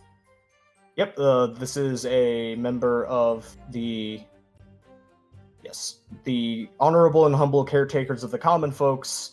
Justin Magnanimous Custodian was assassinated 4 years ago, and the Deliberative doesn't really have an interest in the ability of the Isle of its imperial infrastructure to keep maintaining itself because there's so many competing interests. So no one has ever gotten a good coalition to be put in the seat, and anybody who has been proposed has been inevitably shot down. Now, the specific area that this is targeting is specifically the Nellens-Ladal border on both sides of it. When that comes up, there is an immediate just kind of like, well, okay. So that's the hook for Ladal and Nellens is, hey, let's continue that expansion of your territory. Mm-hmm. Now, to go along with this, there is a call for investments from any house in the realm. This is where the bribes come in. Any house, big or small, that makes investment of supplies, additional finances, or manpowers will receive a return on investment. That gets a lot of attention from the other senators. But there is clearly kind of an undercurrent of like, okay, what the hell are you getting at? Road bonds, you say? Road bonds? All right, let me look through my notes. Make sure. Who wants to buy highway miles? So, supplies and workers needed, investment from the other houses. Yeah, this is pork barreling. Yeah. Is what Yeah, this is actual political maneuvering of just, if you want to build a pass, put in extra stuff that doesn't have to do with it that gets people kickbacks. Milan is not new to Parliament. Milan is this is something basically every republic and democracy in the real world actually does. Really, look, trust me, we're gonna quarry all of the stones from the Tarpon wastes. God. Oh no! Sorry. And now for the actual thing. There is a second charm I want to do. Mm-hmm.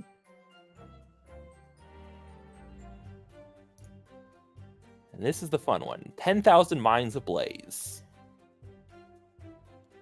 Knowledge is the spark that lights the tinder of curiosity, crackling like flames from the Dragonblood's lips as she expounds her teachings. Roll Charisma or Intelligence plus Lore, which is treated both as a roll to introduce a fact and as an influence roll to instill all characters who can hear her with an intimacy of interest or fascination towards the proposed fact or broader field it relates to.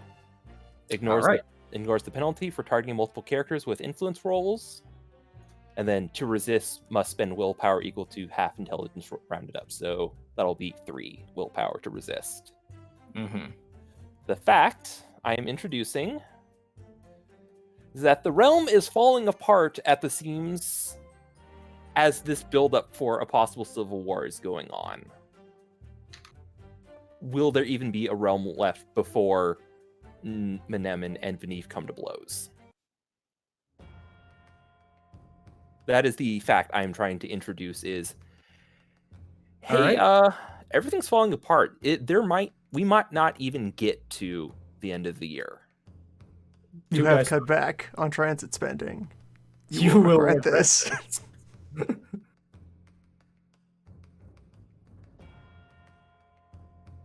right, that costs me a willpower to do. Ooh, I am. Darren, do we refresh your willpower at any time? Every night's sleep gets you 1 willpower. And okay, how many nights sleep have? When I give you a 2-dice stunt, you also get a willpower back. Okay. So by this being a 2-dice stunt, you are getting a willpower to spend on this. The other ways you get willpower back are a night's sleep and a reinforcing your intimacies, basically acting in interest of them when it may not necessarily be in your best interest in other places. How many nights have we been on the Isle? I stopped refilling my willpower every night since we got here. I'm down to 1 willpower. Okay. Does the crime line have the day you landed on the Isle? Because it is currently the 11th of Ascending Earth. We got there like right after, so... Yeah, there was day of the assassination, day of the visit to the Nellens Estates, day of being... there was like a day of just being at the Nellens Estates, because we had many things to do, and then day of coming back to the city. I think it's 5 or 6 days total. Yeah, I will give myself 5, and then a 6 for the 2-dice stunts, and then pay that for the charm. Okay. Ooh, you are cooking through your resources. I just looked at the live sheet. Yeah. Yeah, you should be glowing because you are now visibly glowing a little bit because you are putting yourself in on this. I'm getting passionate. That's a thing Dragonbloods do. Yeah, like this is a faux pas in the most asshole sense of like, oh, you're really putting all your all into it, but at the same time, like it's Dragonbloods. Everybody gets worked up. Everybody throws essence into the stuff. So it's like as long as you are not destroying your environment, having an anima banner going is not a huge. You are just getting visibly energized. Oh, the baby's getting upset. You're screaming. You're sweating. You are honest to God, super seriously meaning this. Oh no, the baby's actually giving a care about what they're doing. Mm-hmm. Let's see. All right, that'll be it. Oh, come on. Yes, I will spend a willpower. The vicissitudes of dice. Okay, so you are rolling to instill an intimacy, right? Yes. And that's 4 successes? 4 successes. Wait, let me see. Because this is a lore roll. No, I can't shoot lightning bolt at Parliament. Yet. It would be rude to fire the first shot. Okay, no. All my other stuff is if I was doing a socialized roll. Okay. So you got a 4. To introduce a fact and instill. Okay.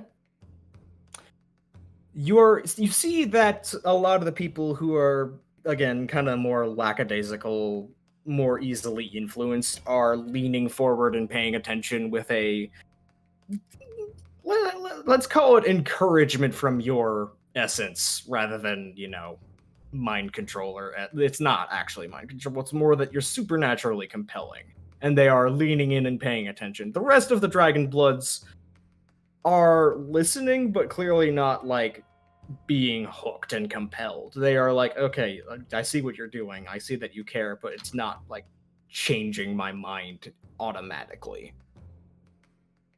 But you do have, like, a good probably quarter to a third of the parliament seriously considering what you just said. And yes, a hard psych effect in parliament would probably just get you thrown out. Yeah. So I'm not sure how many psych effects Dragon Bloodeds even have access to. Very few.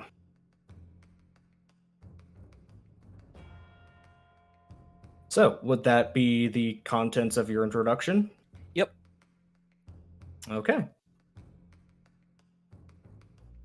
The master of the deliberative, Regara Julinet, leans back in her seat. She has been one of the ones who has been boosting her guile and has a high resolve, so her opinion on this is still kind of inscrutable, but... So, it has been introduced. Master Vanif, you may cede the floor for the moment. Senators of the deliberative, what say you about this proposed action? And several, hands and cards are raised for speaking. One of them is switched to immediately, and the member of the house stands up, and you can tell from the sash that they are a member of the Old Guard, and oh dear, that's the Pelops family symbol on it. Oh no. It's not Derek. You can say Okay. it ain't Derek. Right, But Derek it is- isn't a member of parliament, that's right. Right. The member of the senator from House Pelops leans in across the table, just kind of putting her hands on the railing in front of her. Young Master Milan, I am impressed with the eloquence of your argument for such reinforcement of the Isle's infrastructure, and I do share your opinion that it is a tragedy that the caretakers of the realm have been left without a seat, as I have been myself. I have myself put forward 3 proposals for members of the Deliberative's consideration for a new member of the caretakers, but unfortunately it seems quite difficult to come to an agreement on such matters in such times.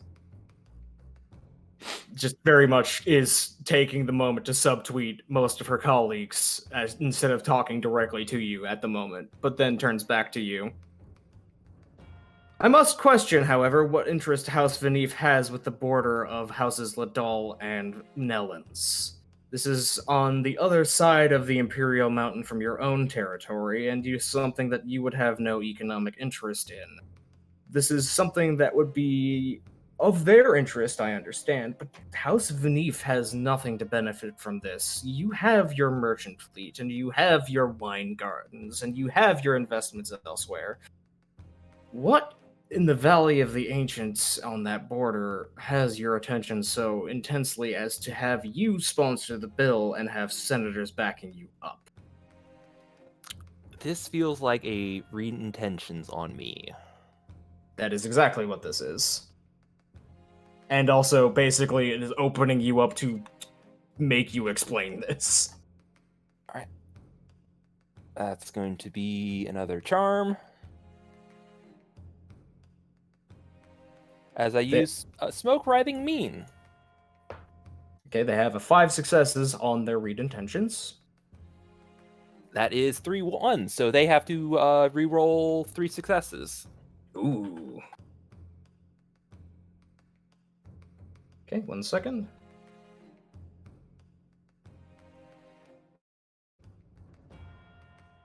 That is now 2 successes. That is gone from success to no, actually. So what I am going to tell them is that it is as my duty as the Minister of Transportation for the realm to care about all of the realm's roads and infrastructure. This is not... I am not acting out of self-interest of House Venif or anything. I'm not here as a member of Venif. I am here as a member of the bureaucracy and of the greater realm.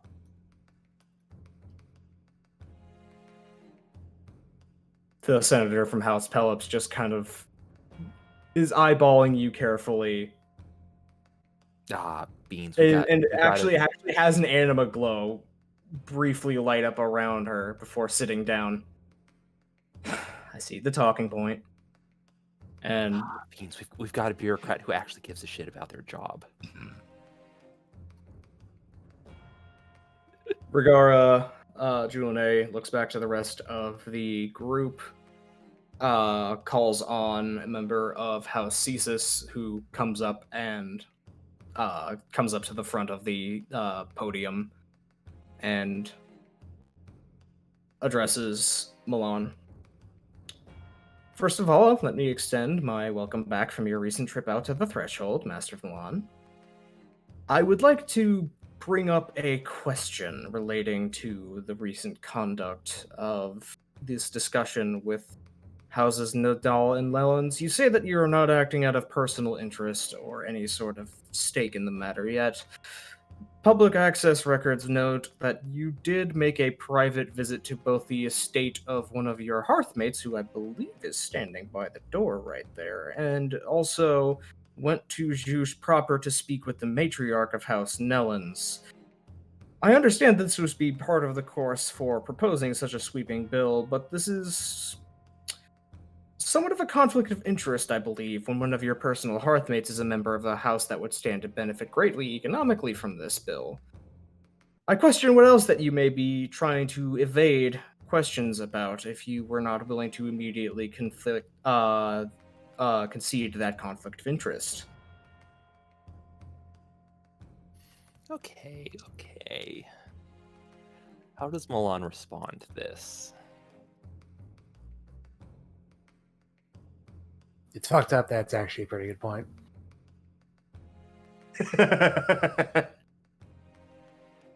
Milan will respond by talking up the benefits. Because Milan isn't writing this up to help out Nellens. Milan is... This is out of character. Yeah, doing this to throw a wrench into the growing border conflict between Ladal and Nellens to create a giant... I'm just going to put this sack of gold up on the shaky plinth. Right. No one knock it over. Okay. Yeah. Suggestion to point out there being like, how suspicious that you met with the Nellens, one of whom is one of your sworn brothers, and with the Ladals, with whom actually none of them are in your squad. They didn't try to invoke your father. They didn't. As a connection to Ladal. That is a deliberate omission on my part that Repose just noticed. Mm-hmm. In that case, I'm... Bradway a second to collect thoughts. I'd like to introduce a fact. Introduce the fact, and then I will declare the difficulty of introducing it. This senator speaking right now is Derek's mom.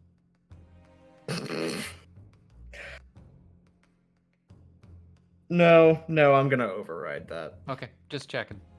I sent that to Bradway, and they were rather amused, so I just wanted to see if I could slip that in. Nah. Okay, so...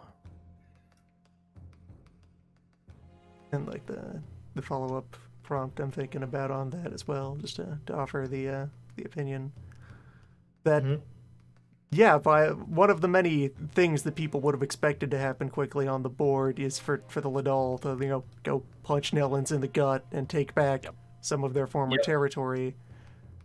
Hey, what motivation would you have for trying to draw attention to the border between these two? What do you think you're doing, mediating between one of the long-standing feuds on this island? Now the question is if Milan wants to say that with the whole outdoor voice or subtext voice. I think the subtext voice in what Milan does is Milan leans into that that I spoke with Nellens because it is. I not only spoke with Nellens, I spoke with the representative of Ladal as well, and this is. What Milan's going to do is Milan's going to concede the point that Milan is still, even though Milan is big Venif, Milan does have Ladal heritage. So Milan is going to concede the point of, I like my dad as much as my mom.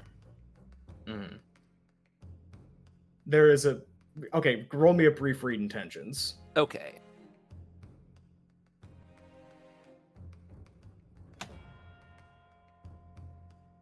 Read intentions is...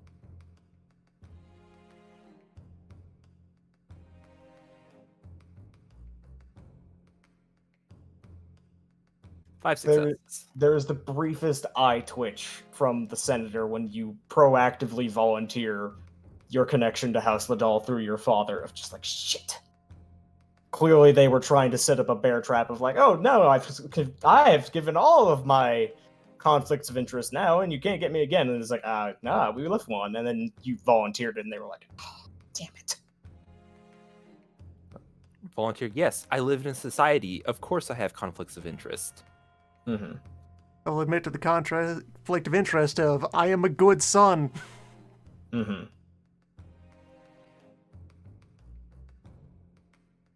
The CSIS senator spends another moment or two talking back and forth with you about the, nature of the Ladal, Nellens border situation, as you're both subtextually dancing around the point that part of this is because there is current border tension, and then eventually takes a seat. Okay, and then Regara Julene looks up. Next would be Kathik Karagath. Hey, Obsidian.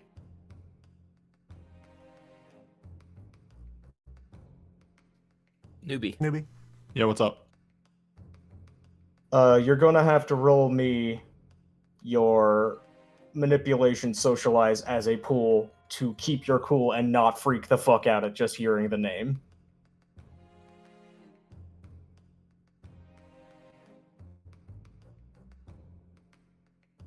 I'm just going to say this out loud. You just heard your father get called on. By the way, that's something we've been dancing around for a while. Yeah. Oh, I'm using the willpower on that one. So, Do I see Obsidian is in distress? Well, do you read intentions against that? Do I? Well, I mean, I do not know of his connection, but do I see him start to freak out? Are you reading? Do you do read intentions on Obsidian? Are you paying attention to Obsidian's reactions? Not unless they're overt, or unless I feel something substantial through the hearth bond. Well, you would probably be feeling bottled. Well, what exactly would Obsidian be feeling hearing the name of your father in the deliberative?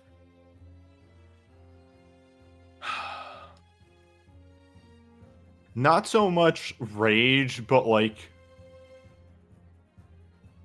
just that sort of sense of fucking hate that guy, but not like blind rage. Just that guy is a piece of shit. Yeah, just utter venomous contempt. Was Obsidian's dad in Parliament when? No. Congrats Well, on actually, no. He was before you left. Okay, I was gonna say, congrats on your dad becoming a fuckboy. Oh no, that was a while ago. Oh, he's always been a fuckboy. So Again, if Obsidian does not make an outward or even noticeable change, I won't do anything. up to the podium kind of walks slowly a gentleman who is beginning to have graying hair, a small graying goatee and mustache, and just very trimmed and clipped. No affiliation sash, which you would assume would probably mean Jade Eater, or otherwise is kind of a rogue element. And just very coldly regarding you. He is he is at least 6'5", and he is not quite built like, again, you don't know in character this is Obsidian's father, but he is very tall, and he is built with like an athletic musculature. It is one that has not been used in a while, but it is certainly something that has been used quite a lot in his life. He is very coldly regarding you. And this is just a just a silent read intentions on you. He's got my number.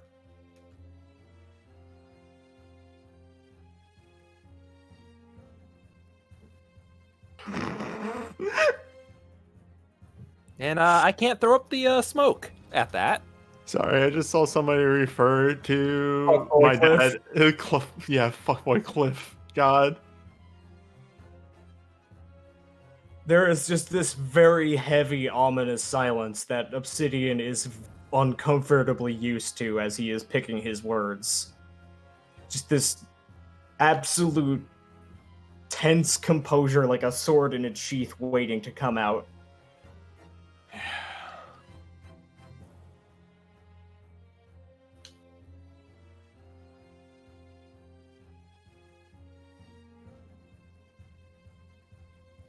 You've come to the deliberative with quite the silvered words today, Master Vaneve.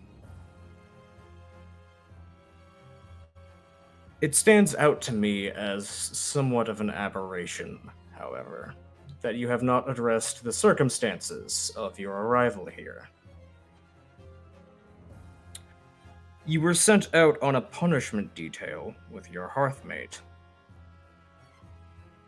and you were sent out to put out more infrastructure in the barbarian lands out beyond the satrapies. And the reason that you are standing here on this floor and being considered is not anything to do with these honeyed words of yours or your opinions on the Great House's politics, which you yourself were sent away from, but because you were involved in the slaying of Anathema. And that sends a quiet ripple through the Parliament, as it is not a surprise to them, the word had spread, but it's a matter of, like, he did not actually lean on that for a bit. So I find it curious that your entry here was based upon your martial prowess that you have been so delicately walking around and avoiding bringing direct attention to. You're here speaking the words of a peacemaker, speaking the words of the Ladal father you have as a slayer of Anathema and uniter of the realm against the enemy. This would be commendable in a sense, if not for the potential complications in your company. Obsidian very briefly fears that the gaze is going to turn towards him, but it actually remains steady on Milan. You see, I heard a very interesting piece of information from a member of the customs that the ship you arrived on was independently registered in Grey Falls under the name that was given here at the docks of Unbreakable Onyx. And that ship had a captain named Obsidian Shield who was registered as the captain of the vessel upon leaving Grey Falls. And upon arrival in the Imperial City, no such dragon blood was named in the register of those who arrived. What exactly happened to the captain of the boat that brought you here? Oh, fuck. fuck, oh fuck, oh fuck, oh fuck, oh fuck. Sitting, your dad's an asshole. Yeah. Been waiting for that shoe to drop. The deliberative is all now very much like, oh, hello, scandal. Paperwork out of alignment. Shit. We do have the paperwork. You lied on the paperwork. You said that there was exactly... I very specifically made you say exactly how many people were on that boat.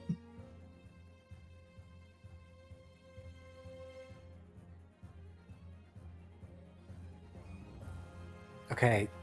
So you arrived, basically, like again, you arrived on a boat that had a registered captain, and that captain is dead. Did you commit murder? No one has said he is dead. He just can I, the spy master, roll to establish a scene or a fact about the world or something? What is the fact that you would like to establish? Obsidian Shield is back in the 100 Kingdoms. He's not here at all. But Obsidian Shield was registered as the captain of the vessel as it left Grey Falls. And then gave his fucking boat away. He was the one piloting the vessel as it left port. Yeah. And then it came back with a there's- new captain. Yep, and there's no record of us docking anywhere else. It was gifted to it for deeds. He's alive. I He actually have alone something I'd do like the to do here. boat. Ooh, I do have something I'd like to hand to Vanif Milan at this point, if I am able to hand something to him. There would be a brief moment of allowing, like, you would, like, signal, like, in character hand to Milan. Yes, literally hand to Milan. Okay, you would have to signal, like, a brief interruption of I have something to show, and go up, hand it to Milan, and back up very clearly, like, not making any threat movements. Just, I have a paperwork to Milan for this. It is So- one of the, was it amethyst? I believe it's amethyst cranes that I had.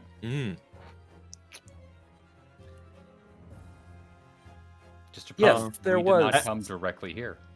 there was a captain of the vessel. As an aside, everybody can feel over the hearth link at this point that Obsidian is pretty much like having a panic attack. It's fine, Fisher. You're fine. Mm-hmm. Indeed, we did have the vessel. The vessel did have a captain by the name of Obsidian Shield, and it does so now. However, he had prior. What's the Prior- politest way you can say he fucking hates everyone on this island and didn't want to come? You don't say that, I and don't. just say that he had other business. He had business He with loaned me his boat. personal matters, and in such turned the control of the boat over to me. For a And- temporary period, you know. He had loaned it, and I'm going to give that. I'm going to bring up the amethyst thing. The Gonzoda Redoubt. Yeah, the Gonzoda Redoubt. He had matters to deal with there. I'm just going to say that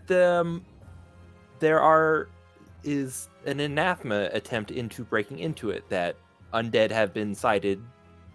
I'm just going to give up that. Yeah, there's been sightings of undead, and he wanted to look into it. And It is true. Several members We of the smashed up several Ladal, zombies. several members of the Ladal caucus just immediately stand up and try to interrupt before Julian just hammers, like, just grabs the gavel and bangs it and thinks it, like, gives them all a glare until they sit back down. And how badly does Milan want to say something that could stab him in the back? Please learn your lesson. No, don't learn your lesson. Please go on. I'm begging you.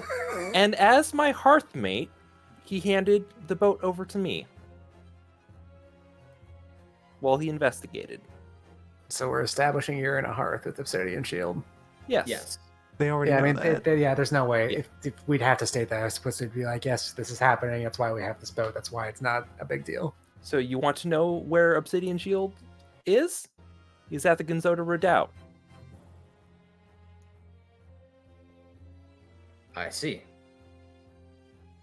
Rather unorthodox for a trading merchant to give the ship and the entire crew over to a member of a country not affiliated with him to go on a military adventure out into a world that is into a zone known for instantly killing anybody who enters it. But seeing the crane in your hands, I must take your word for it that you did pass the Consoda Redoubt and you did take trinkets back from it. He is my brother, and I trust him as he trusts me. Don't you want to fire some shots at the shitty dad, though? Come on, just one. Touching. I have just one last point of order. Don't ring, no. I'm sure that you will understand that the customs officials of the realm are already on the way to the boat to double-check this story of yours.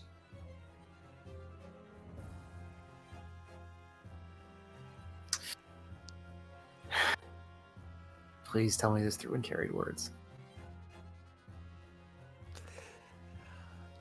I'm going to give a response as, "Oh, good. I'm glad to see that the realm is taking its due diligence." There you go. When I have a moment of, okay, no one's paying that close attention to me. So probably after he gets dismissed. When carried words is explicitly without, magic to try and detect it. No one can overhear you or notice that you are speaking. Yeah. All right. I'm going to send a message to Yang. They're going to check the boat for obsidian. Where is Obsidian right now in the world? In that room. He is with me. If it gets out that Obsidian came to the Isle, we're hosed. Okay, so what happens is time freezes and Yang gets an emergency mission with several. Yep, several objectives. Hey, is Mike? Go ahead. What do I roll to grasping rope vine over to the boat as quickly as fucking possible? Like just Spider-Man way over there. Like dexterity something probably. Strength athletics to get there as fast as possible without stopping. Problem with whispering to the crew right now is they're out of range. Hey, guess who can whisper anywhere that's on the boat? I was going to talk to you if you didn't do it. Are they out of range? How far is the Deliberative from the docks? It's probably a couple of miles. All right, so here's a thing about And Yang. That would be a one carried. dice stunt. That would be one dice to roll. Yeah. I would fail. Like I'm Wind just gonna carried roll a die. has a range of a couple of miles. Yeah, when carried words Okay. can, and also you can also use Onyx's link. Yeah, that is the plan. I'm waiting for Yang's thing to finish up. Well, my thing is to go over to the boat quickly as possible to toss evidence, but like I'm not gonna outrun them. So What evidence? the portal. They can't activate the portal. It just The looks portal like is camouflaged. yeah, it just looks like a like a door. normal door unless you know the trick. But And you have to have been somebody from our hearth. Like they literally cannot activate the portal. man, this is sus. I don't know. What I'm asking you to do is go make it look like Obsidian wasn't on the boat for several months and that I was the captain of the boat. I don't think I can get there in time. Is my connection to the boat also like a wind carries word? Like nobody can sense it. Yes, yours is like super wind carried words. Okay. It is just a. I would immediately send a message to Onyx of tell the crew code blue. They'll know what to do. Understood. Subtle things sometimes. So okay. Which that would be they are coming to inspect the boat. I'm not supposed to be there. Yep. Okay. So, looking at Yang's options for expedient movement would be when okay. If you are willing to very, very visibly, as Yakuman, be hurling yourself across the roofs towards the docks onto that boat, you can get there quickly. It will be the most obvious thing in the goddamn world. No, that would just blink us. Mm-hmm. Yep. In fact, yeah, no. Now that if Obsidian actually has a fucking pre-planned solution to this, I'm just gonna let this rock. Yeah. Okay. Actually, Angler, I was waiting to pop in. Angler was actually going to immediately send a message to the people on the outside, say, "Don't move. They're waiting for it." Yeah. All right. Actually, I want to make a wits war roll here. Wits lore or wits war? War. All What right. the fuck is my dad trying to do? Go right ahead. One die stunt from knowing your father. What is the old man up to? Hey, can I also use my my specialty for being outnumbered? Yes. Okay. One moment.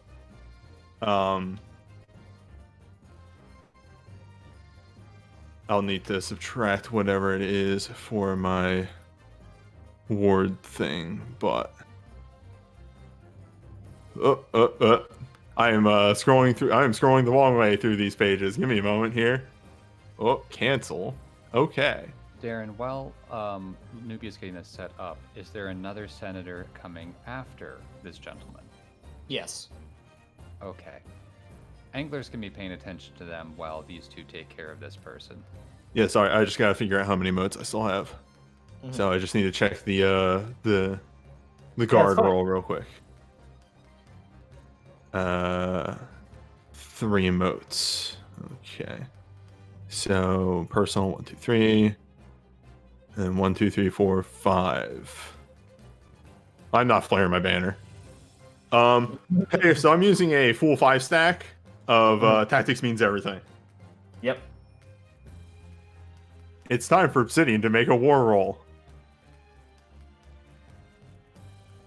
Hey, I reroll 6s until they stop happening.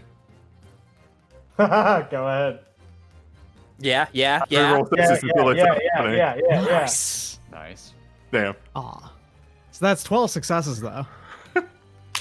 So Obsidian, just already on the verge of panic, breaks through into, crisis brain. Transcendent, no longer feeling emotions level of panic attack, where you're just like, in the abstract, my body is shutting down, but my brain is actually working pretty smooth. There's one word on Obsidian's mind. Yomi. I was just thinking it was fuck.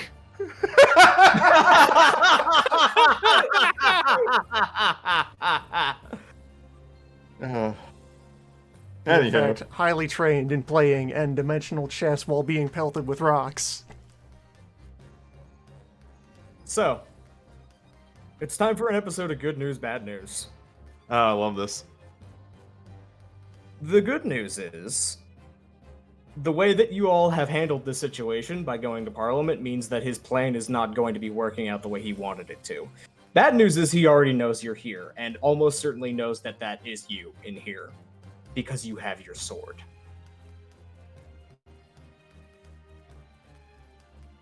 That is the same sword that you used. Yeah. Yep. He's not calling you out on it, though. He's not even really looking at you, which is unsettling. Yeah, that is just the confirmation in the back of his head, in the back of Obsidian's head. Now, As stated, hey, when Obsidian left, his father wasn't part of Parliament. yeah, no, he wasn't. And remember how you get to Parliament? By being a fuck-up. Yeah. Yeah, he sure So- did. The plan that he had, almost certainly, was somehow or another, he guessed or knew or intuited that you were involved and you were on that boat. How? Unclear. Likely through there could be any number of reasons. You would have to investigate that further. But his thought process was he knew you. He assumed that if your hearthmates went to Parliament, you would not have gone, and you would have remained on the boat because you didn't want to be seen. And presumably, most of the rest of the Hearth would have gone with Milan, because they would have gone to protect the Hearth brother. Which means that you would have been alone on the boat when Imperial bureaucrats came in, with bureaucratic decisions and rulemaking that you're not familiar with, and would have basically pinned you against the wall with a legal justification of, you are an undeclared member of this boat, you lied about your presence on the Isle, you are coming into custody, and then he would have had you where he wanted. By not being on or the my boat, dad, he once again made the mistake of thinking too analytically. Yes, precisely. He thought of it purely mechanistically in terms of an if-then situation, and didn't assume that you would actually get the courage to go forth and protect your friends and your brothers. Hey, as an aside, chalk this all up to Yang, because if he didn't come up with the wrestler thing, this is exactly what would have happened. Yeah, no, literally, if you had not been lured off the boat, I have had this gun loaded since you got to the island. Of when you get to Parliament, if you are on that boat, you would have been captured. If you didn't have backup. They wouldn't carry his words here? Yeah. Angler sends a wouldn't carry words thing to Furious Cascade and just says, honey, we have inspectors coming to the boat. Kindly see them off. But the additional layer of information that you would get from 12 successes, because again, you're basically able to perfectly predict his moves by the sheer power of panic attack, super accelerated brain. / I worked under this guy. Yeah, you worked for this man for decades in a legion. This would not have just been a sting operation for you, especially if he was getting the custom officials involved. Number one, he almost certainly was involved with the guy who was auditing you in the first place, which this takes it beyond petty rivalry to that guy has an agenda and you don't know what. Number two is there is somebody else who would have been accounted for in the plans as did not leave the boat for most of the goddamn time. That would be Old Man. Old Man would have been known to have been there and likely have either not interfered or tried to interfere, but his presence was there as a desired result because it would not have been planned around without knowing that. So Old Man leaving is also probably something that he didn't expect. Once again, he tried to predict something that is a chaos engine, more or less. Yes.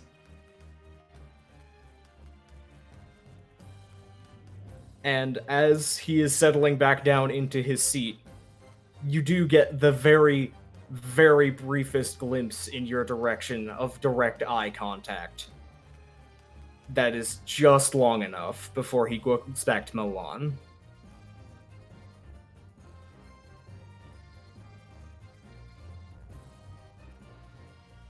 And the next senator, as this internal chaos is going on, comes up, and the next senator is basically a Ladal senator who basically wants it on the record of what the hell was up with the anathema stuff, because we didn't hear the whole details, and that would be a kind of free just back and forth of what you told the, Shireen and the rest. Let me tell you about blood. Yeah. Start with Skeletor. Yeah. Yes. Skeletor, then sorcery, then blood. Skeletor, then weird tree in the wild, then blood.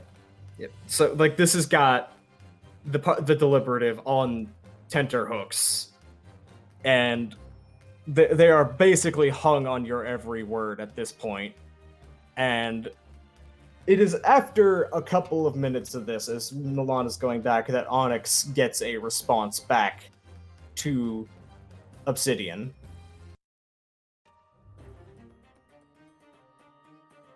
Obsidian? Mm-hmm. The customs official is here.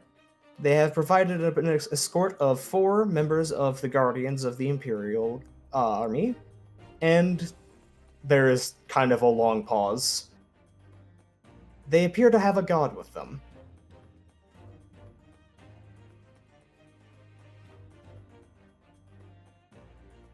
Obsidian completely.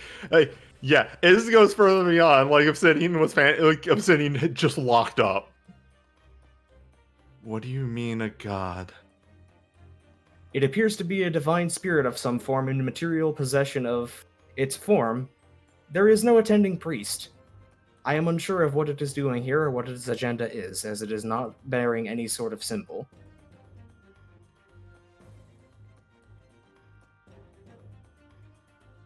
Contact Repose.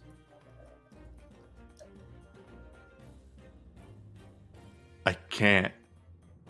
You can tell. Well, there is a boomerang. The only you one can without use. wind carried words. There You is a have boomerang. someone standing next to you.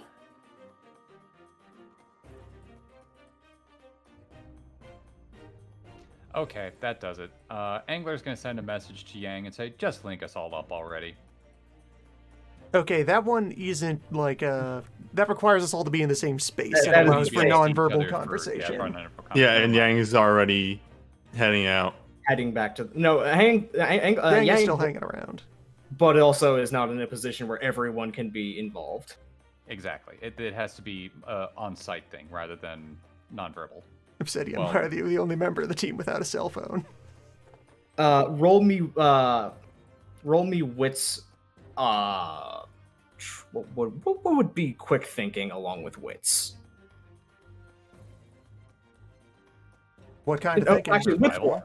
Wits war. Yeah, I was thinking the same thing. What's war to come up with a fucking solution to this Yeah. thing? And once again, I'm going to use my my mastery for being outnumbered because I feel very disadvantaged right now. Mhm. I can't spend any more motes, or else I am extremely going to start flaring up. Well, it is only if you spend 5 or more peripheral motes in one action. In one action. If you have not spent, like, if you spend 4 So and if then I- 4, Yeah, if I keep spending only 4, then I don't explode. then you don't flare. Yes. Okay. All right, let's spend 4. Yeah, with the no, there we go. 15 with the specialty. Ooh, spending a willpower on that one. Remote to Onyx, remote to well, this is going to take some explaining later, but remote to Onyx, remote to Cascade. Cascade uses whispers to repose. Okay. Can Onyx talk to Cascade's mind? Is the question. Onyx can speak with anyone on the boat. It is you who have the distant remote connection because of the Hearthstone. That's what Obsidian is paranoid about. They're there. Mhm. If Onyx talks to Cascade, the other people are going to hear. Well, it is a private channel when Onyx talks. Usually, like they can, it can multi-band it, or it can, make But it it's private. it's still talking. It's There Onyx talking to their brain. Yes. Yeah, Okay. there's no audible speakers. All right. Why not Now- send to the first mate who can tell Cascade? If the They're both on the customs boat, are it on doesn't the matter ship, either way. but if the I am customs prepared to people aren't cut this on the knot. ship- I have an idea. What's up? As I just take a miscellaneous post-it note and mark down the expense of 2 willpower from a non-repose source. As Obsidian Yes! is panicking about this, he hears a faint, reassuring rumble, and Moat is there, just looking at him. And Moat? Obsidian and Repose is watching via Moat. There is a very small Moat is just purr on peeking your out shoulder. of like a pocket in your shirt, probably, just looking up at you. Pops Wait. out. Moat can do that. Remember- If no one is watching, if If no one Moat knows, Moat is very has sneaky. not been established for long enough, and no one is observing where Moat is. Moat can just show up places. That's Can- one of Moat's can we- powers. Can we backlog this and have Moat appear on the boat? Well, the thing is that Repose is doing this All right, so, so Repose- this allows you to signal Speak. whatever you would want to Repose, because Moat is now watching and listening. Moat is I Repose. do- okay. From here to the boat would be too long range for the remote viewing. I would signal to Moat in the most just 2 words. Mm-hmm. Or actually just yes, 2 words. Boat pauses God. Boat God. Oh, As in enough of a pause, those are 2 separate thoughts. Yeah. I'm not gonna have Repose try to roll to the intention is clear as boat, comma, God. I would say that properly getting the meaning across would fit inside of the war roll that already happened. Yeah, that is, you have been conveyed that there is a god at the boat, and Repose is freaking his shit out about it. Oh, Obsidian. Yeah, Obsidian is. All right, let's meanwhile outside just have a good old Occult and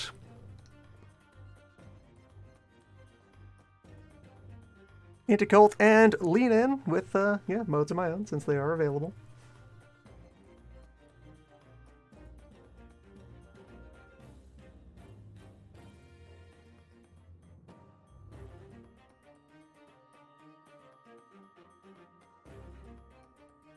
Just kind of having to think. Repose just has like a flow chart, essentially, for just off the cuff impulse identifying of who should be where according to what in the divine order.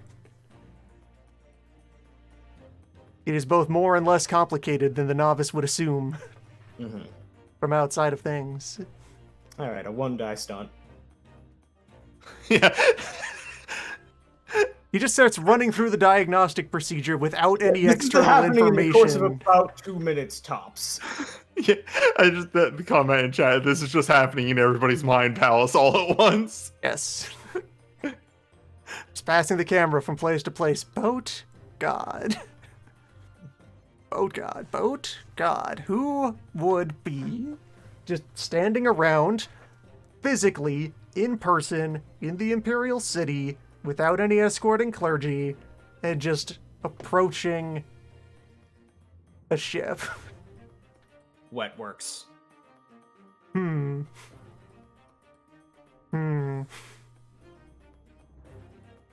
Maybe like the person who made the boat? No, the person who made the boat has been dead for thousands of years. They have sufficient evidence that something fucky is going on with this boat and whoever was hiding on the boat. And they are not taking any chances on the investigation, and this may be some flavor of heretical. They're just getting one of the local terrestrial gods from the bureaucracy in to crack skulls if necessary. It is entirely possible that they observed Old Man long enough to notice Old Man's everything. They have said they managed to suss out muscle. literally anything when he was just sitting watching the sky for a while. Old Man was sitting there being Old Man, very visible and readable to spectral patterns that would indicate that you're supposed to be dead. I mean, sure, but I mean, that's not really that obvious, right? You were there for like 5 days. They had plenty of time. This is what the botch on the astrology roll was getting a warning that heaven is coming for your ass. I'm sure they don't mind. You are a living breach of the loom of fate. You should be dead. They're sending a response. Hey, everyone thinks you sucks, and that's awesome. Boy, I'm glad Old Man came with us. Both of you coming means that this is not this is perfect, because I actually had a battle map on the side for Old Man and Obsidian get fucking jumped by divine assassins. And now instead they have nothing. Yes, they just have a boat. They have a boat with a Nellens bureaucrat on it.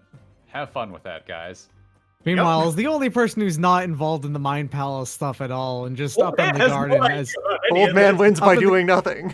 up in the garden, Old Man's just like looking down the proceedings and just sniffling and just like, This is extremely boring. How does anyone do this? How do people live in society? All right, This is marking down bullshit. 3-4 wind carried words of. You will just get a usual like reassuring level, calm, buzzing drone of Propose's voice sliding into his ear. Just this is not our concern. Or I am unconcerned. Just snapping together that way. Why would a god be there and not a monk or an official or, a soldier? For old man, who is right here. It's fine. That's fine. Just mental sigh of relief would send a message back to Onyx. Repose is not concerned, and if Repose isn't concerned, you are probably fine. Keep your identity hidden as you have been doing. And Stealth has priority override the entire scenario. Pardon? Stealth has been my priority override this entire scenario. I do not want to be identified on this blessed dial. That makes two of us.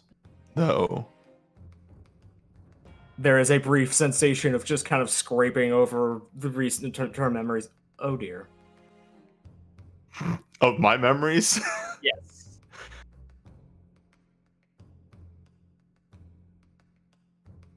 It'll be fine. Well, it's fine. It's fine. This is fine. Darren, we avoided another one of your combat sessions. And this one I'm super proud of because you all fucking were geniuses about it. Like, I ain't even mad about this one. This is just y'all were fucking well played on it. Just. Did I hear you say the words priority override, by the way? Hmm? Did I hear you say the words priority override, by the way? Yes, you did. All right, well, rest in peace, everyone who's on the fucking boat. Must break targets into component modes, yes. Mm-hmm, Oh no. But no. Your behavior detected. Yeah. There is there's a brief there's again as the Ladal conversation is going on, because at this point Milan is just kind of has turned this referendum on the bill into a brief heroic tale to make themselves look good. The hearth, that is. And Jeez, I'm just the little guy. Come on. And then there is another update. Furious Cascade has approached the god and is demanding to understand why it is here and why it is not presenting proper paperwork. That's how you deal with gods. There we go. Now we're talking. The god seems deeply confused. You got a warrant? I was sitting here like, is that good? If you want the reverse, you can get a warrant on this god from an Immaculate. That also works. You can get the Immaculate to jump them at some point, I'm sure. Yeah, no, this god is That's their acting job. outside of the usual rule set, and Cascade knows this. Cascade quickly look over her skill sheet real quick. Yep, she's fine. Yeah, no, here's the thing. If the combat session happened, it was going to be an ambush on Old Man first, and Cascade was going to be the ace in the hole, because it was going to be silently throwing Old Man into the fucking bay and having him sink. Now, fair warning. He can hold his breath for an obscenely long time. That was not accounted by. That was accounted for by me, but not by them. But no, Cascade is extremely just approaching this god and going, "Who the fuck are you? Where are your papers? You got a warrant? Where's your priest?" Yeah. And there's not an ominous silence, but just a quiet of no longer giving repeated updates as Onyx appears to seem to be watching what's going on. After the Ladal consideration, they sit down. There's a brief polling of the other senators if they have any further input on the bill. They do not. And Regara Julene leans back in her seat. Well, I suppose that brings us to the motion. All in favor of passing this down to the lower chamber for deliberation, say aye. And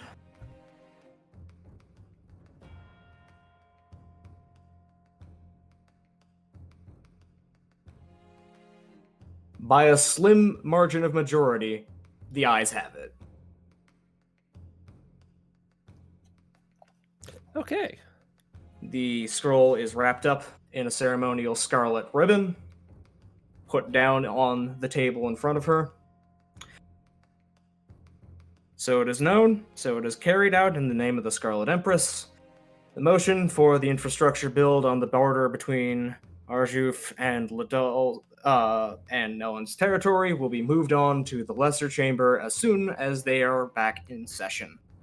Next on the agenda, just hammers her gavel, and it is clear that you are meant to see yourself out at this point. Super. Here we go. What is next on the agenda? The next thing on the agenda for the deliberative is the appointing of a specific magisterial judge. The next thing on your agenda is, as Repose said, probably leaving.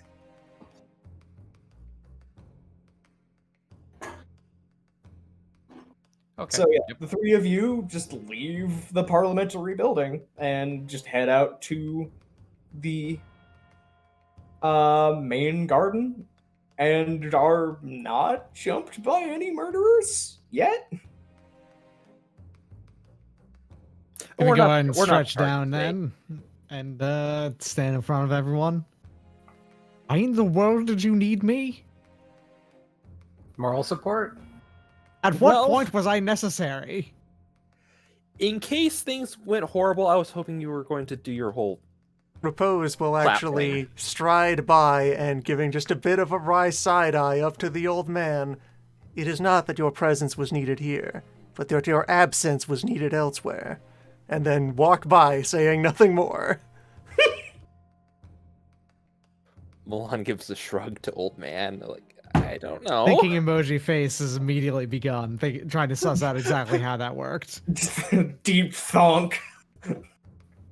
My absence was necessary. It knows where I isn't? I was.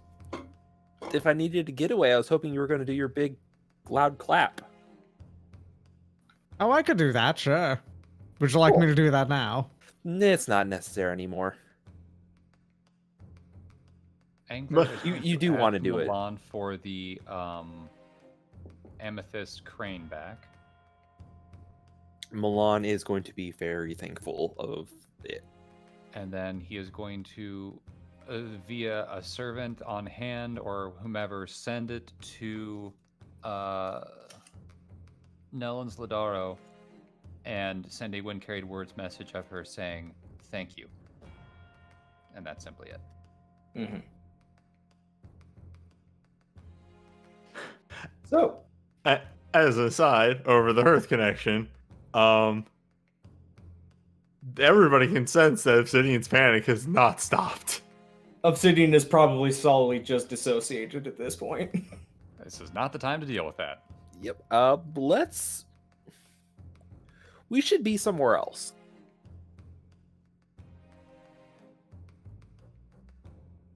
Let's head back to the ship then. Let's all take Let's separate, go to a coffee shop or tea shop. let's all take separate routes to the backup tea shop that we all agreed on. All right. As we are leaving the place, I'm going to use my usual method. Oh god, I got to pull up my character sheet again. I switched over to Furious to make sure she was okay. Mhm. Observer awareness method.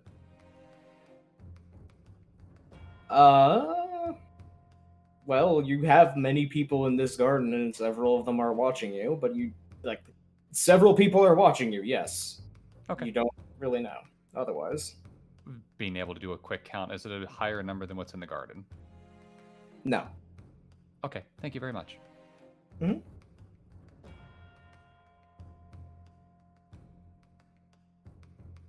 We should go get Yang to come along with us and not just leave. Yeah, Yang is in the garden and would be with you. Okay. Falls out of a tree.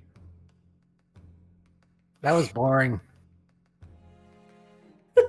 That was boring. Everyone indoors, each having a panic attack. You all came very close repeatedly in the social combat to that going exceptionally bad, I want you to know. Yep. I almost wish it Like, that was not free for you. You earned that. Was terrifying. Yeah. I was totally willing to just have them arrest you in the floor if you did not answer the questions well. And Angler was waiting for things to go bad, and he was going to pick a fight with whomever did the bad stuff. He was going to fight Obsidian's dad. He was going to lose real bad, but he was going to do it. Oh, no, he was... As soon as he saw that person step up, he immediately realized, oh, I'm going to die doing this, but I'm going to get everybody else out doing it in the process. Yeah. So, the group... would you follow Yang's suggestion of taking separate ways to go? Yes. As the group is split, like everybody else has started walking off, Obsidian would legitimately grab Angler's wrist. Yes. Do not make me walk around on my own right now. Of course not. You're his bodyguard. You'll be sticking with myself and Milan the entire way. Why would a bodyguard leave his ward? You're with us. It's all right. Right. Repose takes a separate route from Yang, who's taking a separate route from the bureaucracy corps. Yeah. Yes. The three groups that arrived here for separate reasons leave for separate reasons. Hey, each of the three groups roll me dexterity stealth. Oh boy. Sure thing.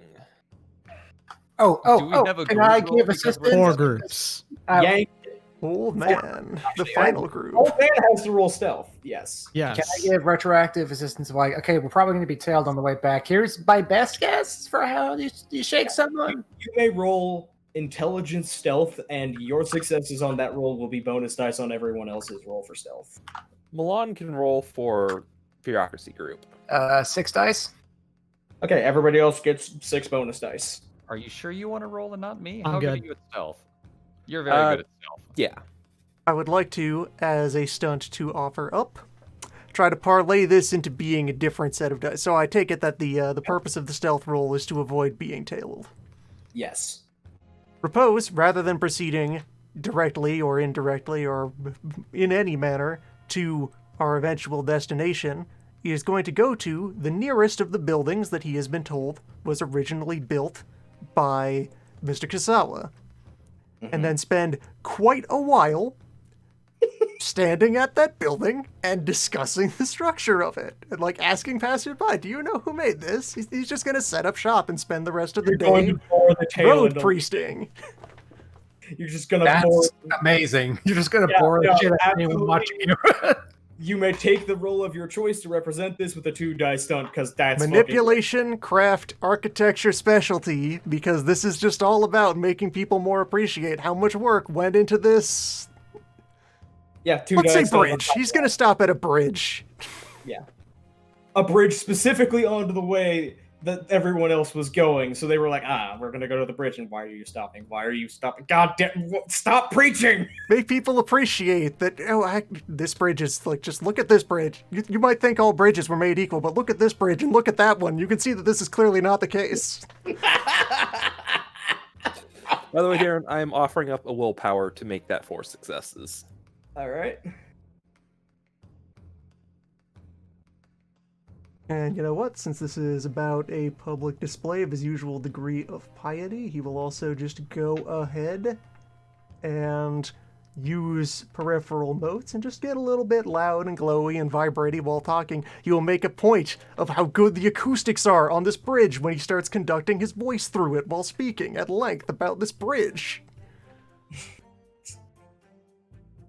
All buildings should do that. The voice of the earth resonates in all directions and through all beings. Do you explain yourself to any of the Grey Robes? No, they're just probably going with it. This is part of what they're here for. This is what boss does. So I am not adding on any extra successes, and I am also not taking Yang's advice. Here's the thing, though. Old man's just going back to the boat, so if he's getting tailed, it's probably not going to lead them to anywhere special. I suppose I will accept the beneficial extra dice there. For like probably the choice of specific bridge is taking advantage of Vanif's advice about how to evade tailing. Yeah, there we go. It's a very high traffic bridge. Bradway, did you add the 6 extra dice in? Yes, I did. Okay. Okay, so everybody has worked in the advice on how to shake tails, how to go down the roads and avoid this sort of thing. Meanwhile, Old Man is on the way back to the boat. Old Man, how fast would Old Man be going? Like brisk pace, slow pace? How would it be? By his actual movements, it's at a reasonable, regular walking pace. Thing is that from sheer leverage action of being very high up off the ground, he actually moves extremely fast when he walks. Right. He's at like running pace just from a regular standard walking stride. Oh, like the one fucking hunter dude. More or less, yeah. Actually, he's kind of sat-hotzing it all over the place. Okay. It just makes it really, really weird and hard to tail him. It's weird. It's gross. His gait makes no sense. Unfortunately for you, the thing you don't have to worry about is the tailing. Do I notice something, though? Do I notice something? Does Old Man get to look at something and notice it? You get one shot as you are approaching the boat because no one told you directly that you were being almost assassinated. Solve my riddle, Old Man. Perception awareness to notice that there is what looks like a very militant-looking god on the deck of the boat. Sure.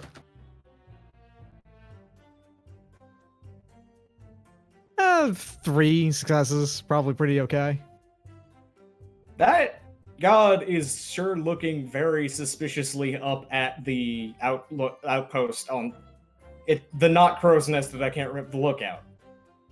The lookout. It's looking very suspiciously at it and investigating it very thoroughly where you had been for multiple days.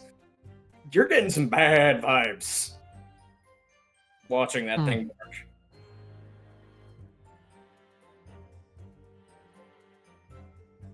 Why is it so interested in that point? There's no reason for something to be interesting up there. Oh no. Oh, it's not my business. Solve my riddle, Turn around. Man. Turns around, walks back away. Away from the boat? Yeah. Okay. Where in the world do I need to... Is there even one good place for meditation on this entire blasted island?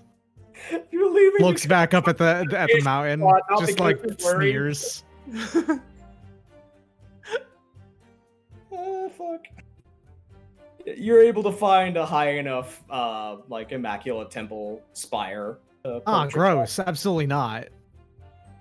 Well, then, where Man will would skulk around being miserable and not having any acceptable places to That's stay. more or less what's actually going to happen. He's not going to find a place. That's the You're thing. not finding anywhere because the Imperial City is all wrong by your senses. You just Yes. The good place was the boat, and some asshole god took your seat. There's no way that he's going to do any of this. There's no way that he's going to do this by standing upon, like, meditating upon an actual regular religious building. What? Why would he ever do that? He's going to go try and find somewhere and utterly fail. And he's just going to go ahead and wander the town for like hours. Because he's also basically inexhaustible. You can't tire him out. He's just gonna keep on looking.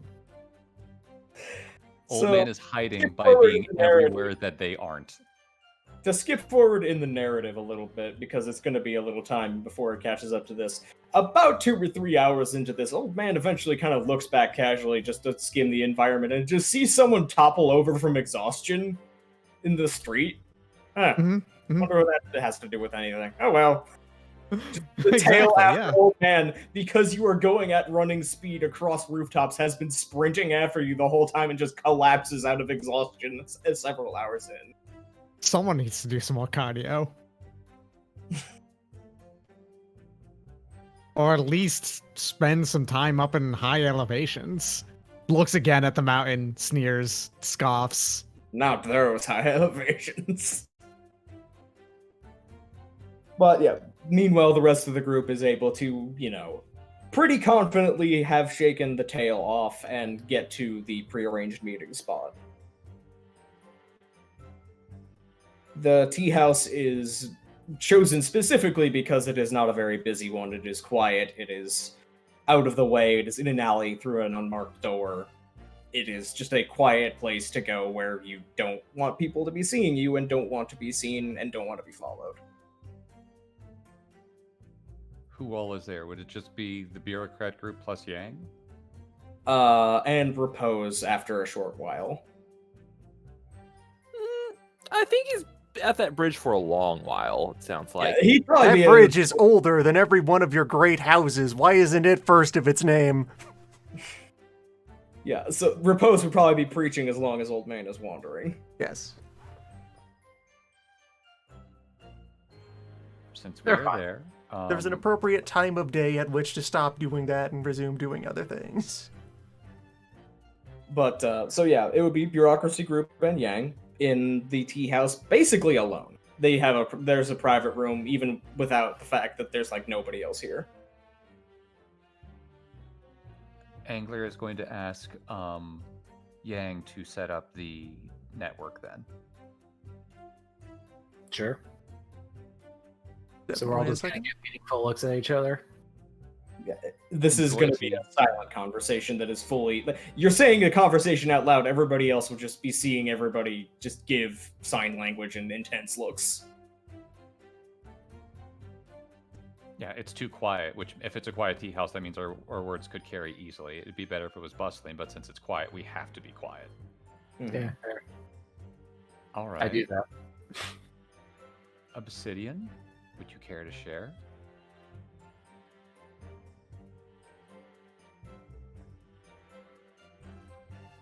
So we're in the codec and all that?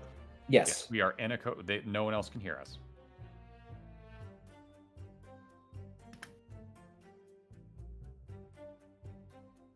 That was my father.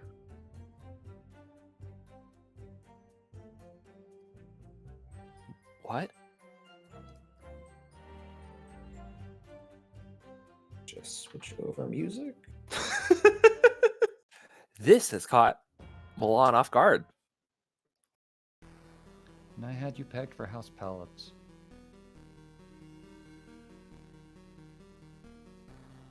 Wait, but I thought you were born out in the 100 Kingdoms.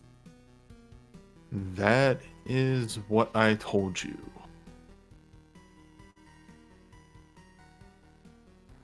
As I have said, it's not so much that I don't want to come back here.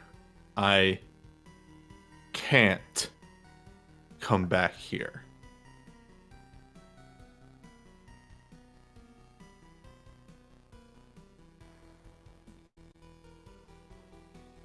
And actually, the word has escaped my mind. Can somebody help me out here for the, super being kicked out?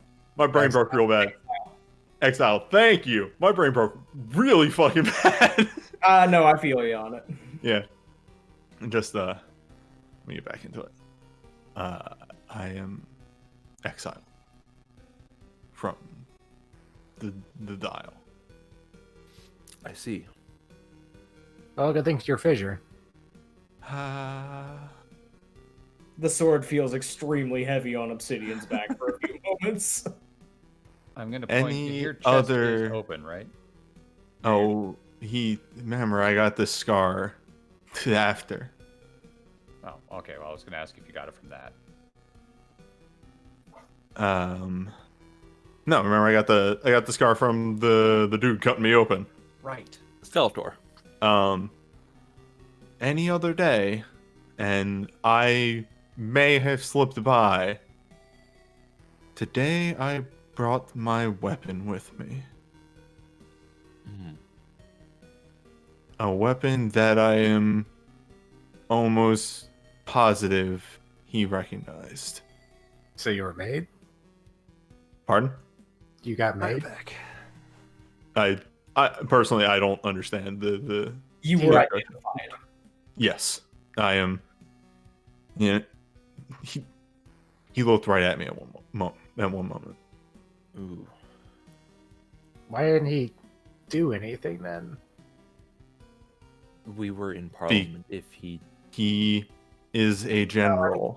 The entire time after this, shouldn't you have been like kidnapped or something by now? the inspector, I moved in a group. they weren't there to recheck the boat. They were after you. They were.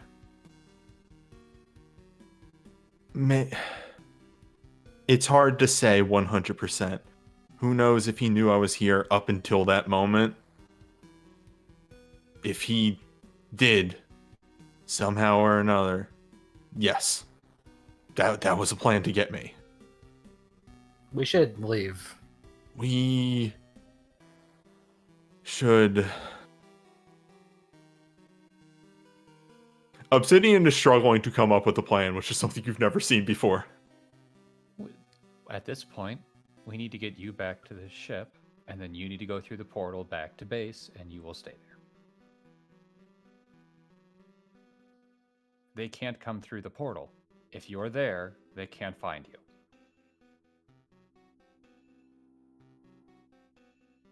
But what if they are now watching the boat 24/7? Then we If they're take the watching back the door. boat, they'll see someone that looks like you get on the boat, and then if you suddenly disappear, that's their fault. They missed it. No, we take the back door. We go to Nellen's territory. Oh, guys I have do- an idea. Uh-huh. I take off my stealth shroud. What if we disguise you as a crate and then just wheel you as cargo into the fucking boat? Because then they'd ask questions about where Fissure went, right? We don't know where Fissure went. We got this crate to get on this fucking boat. Good work. As far as the general populace knows, Fissure is a wrestler who works in the city. Yeah, whoever he really is, definitely lives in the Isles and is definitely going to be there long after we leave, right? That would. I want to make a war roll and see how well that would work. Okay, go ahead. Milan would not need a bodyguard as much anymore now that we've gone to Parliament. Yeah, you pay him, your business is done, you go on your separate ways. This bodyguard that you met in combat. Yeah, you saw him fight people underground and went like, yeah, you're hot shit, protect me in Parliament. It makes sense. Mm-hmm. You were probably recognized by several members of Parliament, in fact. 1 moment. Rerolling sixes. Don't think I need to, but dang, you hate to see it. Anyway. That plan only works if they are passively watching and not interfering with any motion that is going on or off the boat that might be a disguise for you escaping. So yes, you're wailing on a crate on the boat. Okay, customs inspection, what's in the crate?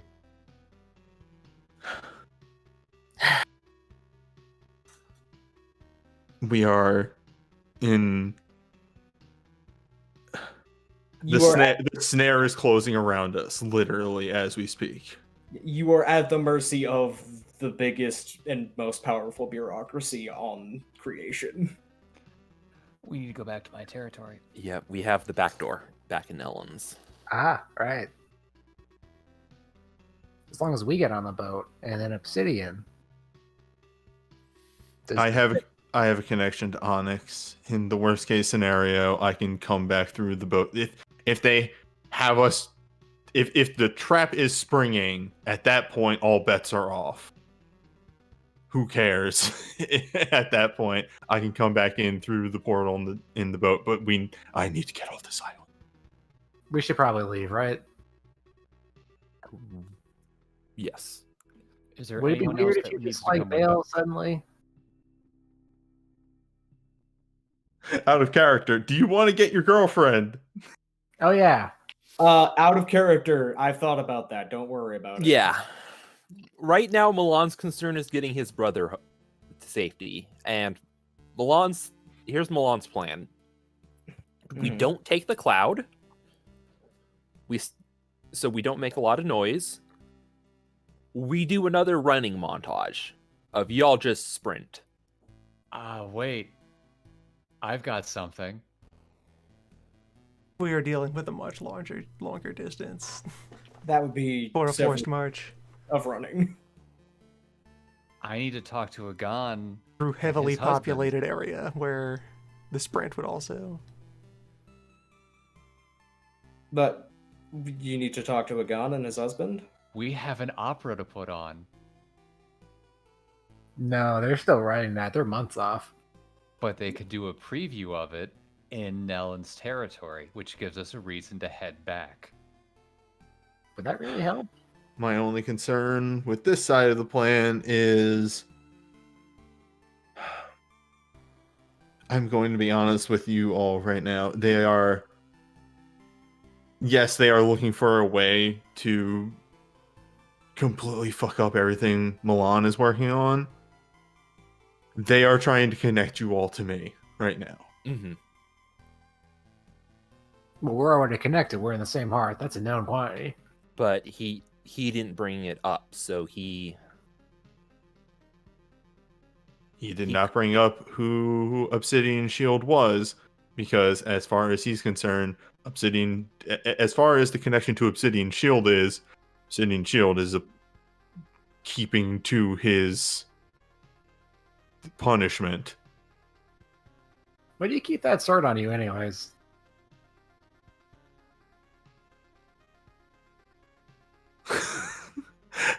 The questions of Yang that always just result in Punch through the armor immediately. a 40-yard stare of Obsidian. If it's that dead of a giveaway, it's not like all swords are a sword, right? And you hate your family, clearly. They exiled you, so why'd you put that risk on you?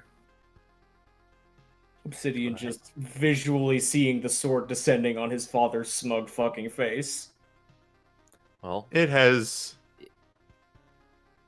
good memories.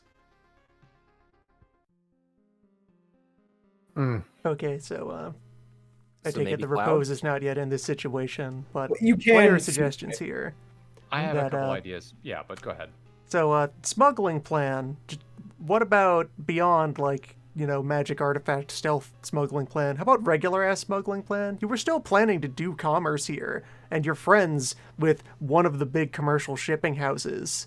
Yes, Get a lot of boxes of unpleasant to inspect things that you're going to be taking out on the boat, and, either cram obsidian into one of them or into none of them so that they waste a lot of time inspecting a lot of garbage.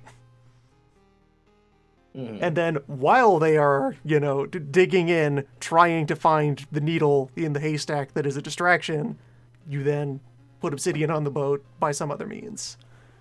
Yes. It would also give you an excuse to go over to Vanif territory, American Tells, and, catch up there if you wanted to go over there. Darren, The- how much do I know of the sewer system in the capital? No one understands the sewer system of the capital, but you understand a bit of it. Okay. Via my connections with the detective group, would I be able to navigate the sewer system enough to get to the underside of the harbor? You would get close. Okay. Oh, wait, no, there would be a dump out into the harbor. Yes, you could get to that. Yes. If that's the case, if we can find a dump out that's near to Onyx, Angler could take Obsidian under the water very quickly to the underside of Onyx, and Onyx can probably change itself enough to let the two of them get inside from underneath. I'm gonna back up with this previous plan here. Me being on the boat is bad right now. I can't stay on the boat What if we forever. smuggle him out on a different boat? But wait, Hey, if you get to the boat, you can just go back through the portal, right? Unless they are observing the boat 24/7 and then they see the doorway on the portal on the boat turn into a portal and then some dude walks through it and never comes out.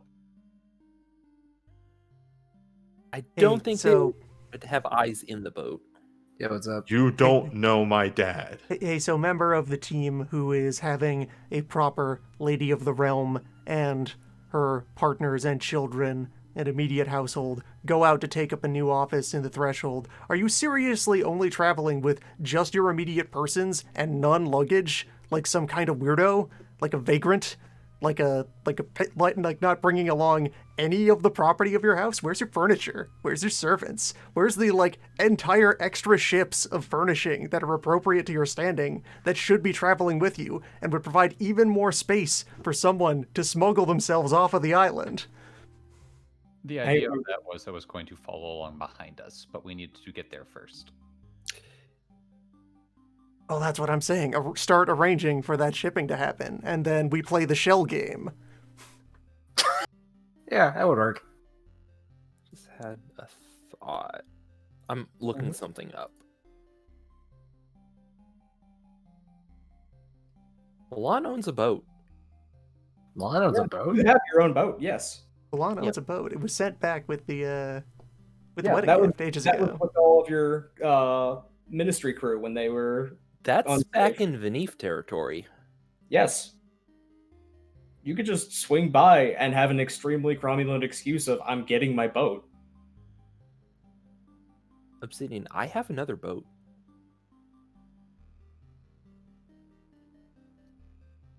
All right, so out of character. If this is the plan we go with, do know that if the plan is to send Obsidian out on that boat, that means Obsidian is out of the game for a month. I would be going with you. We are both out of the game for a month. If we get off of the island successfully, there's a time skip until we There is a reunite time at the skip next where point I'm of not- interest. Yeah. A month is nothing. Remember, it took you a month and a half to get here, and that was about an hour. How long would it take to go from Venif territory on the Storm Coast and what have you to even get to the capital by normal sailing? Because that's a long distance. I need to double check that. Yeah, that's the far end of the island. Mm-hmm.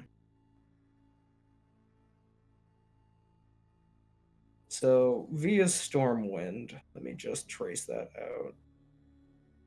It's 22 squares. I said this was about a day's travel on Stormwind, right? Yes. Yeah, we spent Believe most of the so. day to get from the shore to the foothills. So it's about 2 days flight in this scope to get to Eagle's Launch. 2 days flight and then Probably a while of a sail. yeah, because I mean, I'm just going off the big map in my brain right now, but it feels like the length around the island is almost the same distance of the island to the 100 Kingdoms. Mm-hmm. I didn't know where Venif territory was. Okay. Obsidian, why are you so hesitant to be on your own ship? Are you expecting there to be eyes on the ship that we do not know about? As I have said multiple times, yes. Why not ask Onyx if that is the case?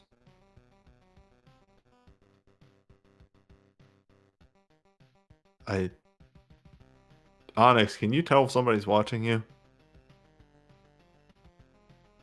I am able to detect material presences on, near, and proximate to the boat. I am unable to detect immaterial entities. I believe that I once had this capability, but I am unable to access it with my current ability to channel essence. When you say immaterial, do you mean like ghosts? Unmanifested gods, ghosts, other forms of spectral entities. And you can just know if they're there. You don't know if you're being watched. If they are for sufficient distance from the boat, I do not have access to that information. All right, so Onyx can sense people up to a certain distance and also can't sense immaterial, so ghosts, anything along those lines. And also doesn't know specifically if they're being watched or not, so... I mean, we have people in our crew who can do just that. I have an idea. Mm-hmm. What if I just disguise you as some random sailor we picked up? Some random 6'20" sailor. Yeah, that's why we hired him.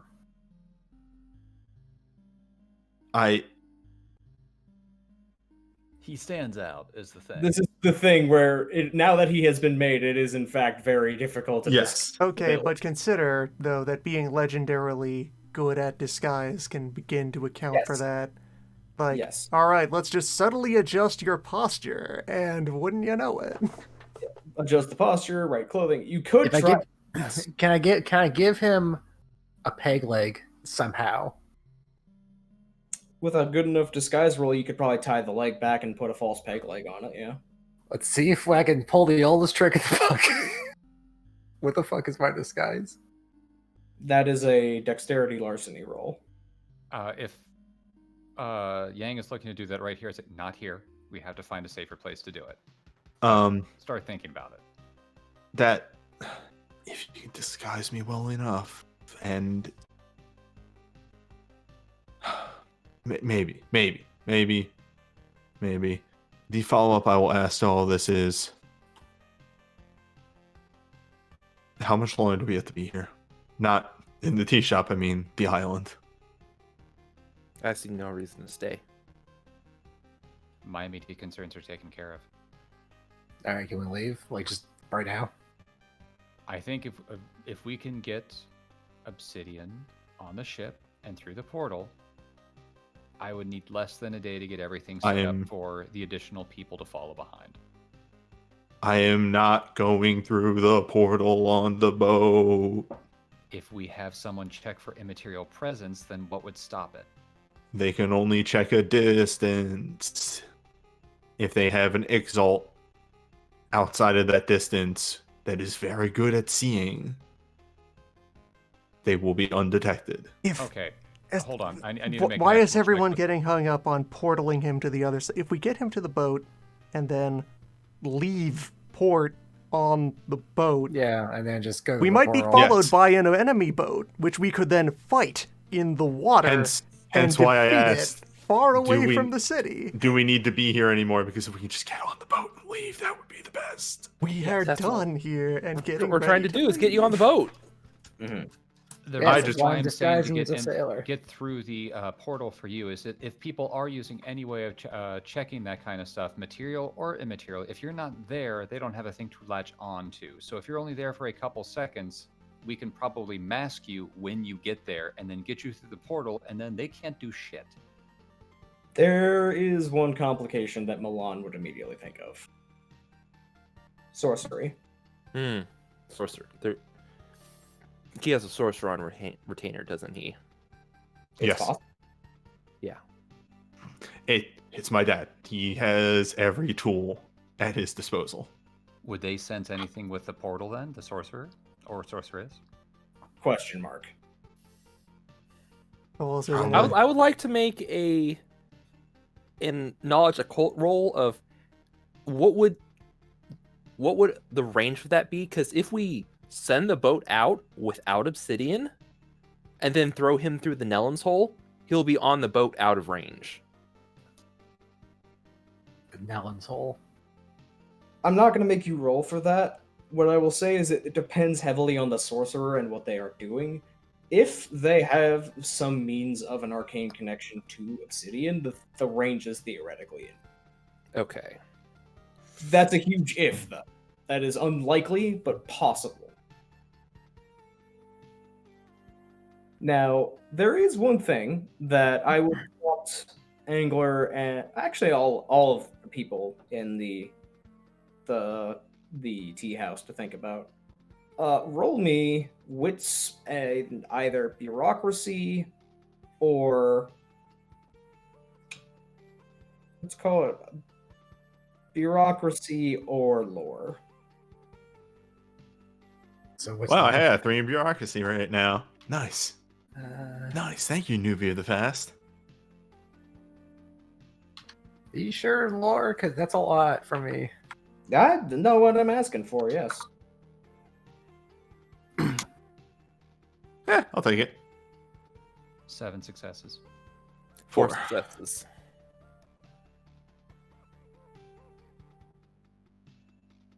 Okay. This is not going to come to Obsidian or Milan. Milan because probably just too busy trying to puzzle out every possible angle, and Obsidian because Obsidian is having a brain event. Yang and Angler would pause though. The Deliberative is where you send the fuck-ups that you don't like. What is his actual connection to the rest of the Great House? How much influence does he have, and how much of that is the house, and how much of that is him? And why was he doing this? Do you think it's purple? I say it's allowed. You say that in Codic. Yeah. Allowing. Just the side of the table. Everybody has been quiet this whole The time, table and is it's out of still nowhere. You everyone think it's purple? awkwardly staring at each other. Moat is still there and joining in the awkward staring. Moat doesn't understand any of the people staring that is going on, but Moat likes to feel helpful. Mm. In the back room of the tea shop, Purple is throwing his hat on the ground and stomping on it. By the way, so that I now have it in my notes permanently, because I should have a while ago. Hey, Darren, can you send me my father's full name? I will just put that in Codex Tabula. Yes, please. Obsidian, how many resources did your father have when you last knew him? What was his reach? He was a general. He headed a legion, specifically. Headed a legion. If he's at Parliament, how much do you think he's lost?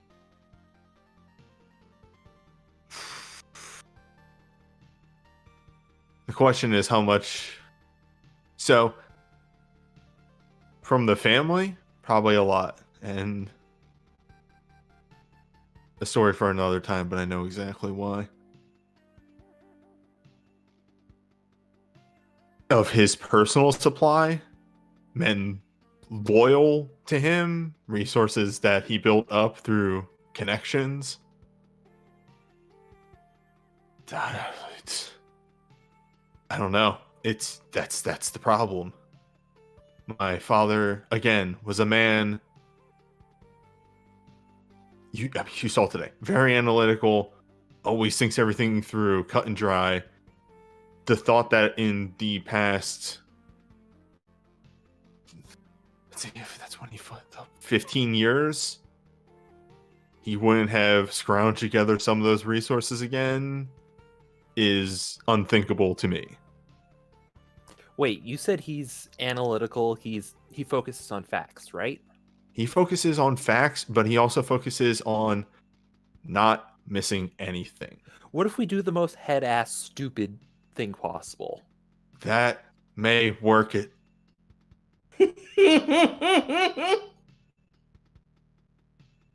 Yes. What do you have? You have 2 agents of chaos. Yeah. Well, 2 at minimum, really. Honestly, all 6 of you can contend for this idol. What if you just walk onto the boat, but Fredway's brain is currently ticking? Nope, and I like thinking that. That's where you stop right there. It's just walk on the boat. Just get on the boat and leave. Get on the boat, leave. Just Just- do it. Get on the boat, hit the bricks. He could attack you in public. He would have already. Just get on your boat and leave. The only other thing in my head right now, Angler, how much longer do we need that portal in Nellens? Shut it. Or rather, leave it open until we don't need it, because they can't track it. I'm worried that they can. Shut it Okay. down now, then. How do we shut it down now? Onyx. No, wait. Onyx could shut it down, but they needed a sorcerer to help them, I believe. Milan would have to be on the boat to assist. Yes. All right. As soon as we are out here, we are shutting that portal. Of course. So what? You just want to walk straight there?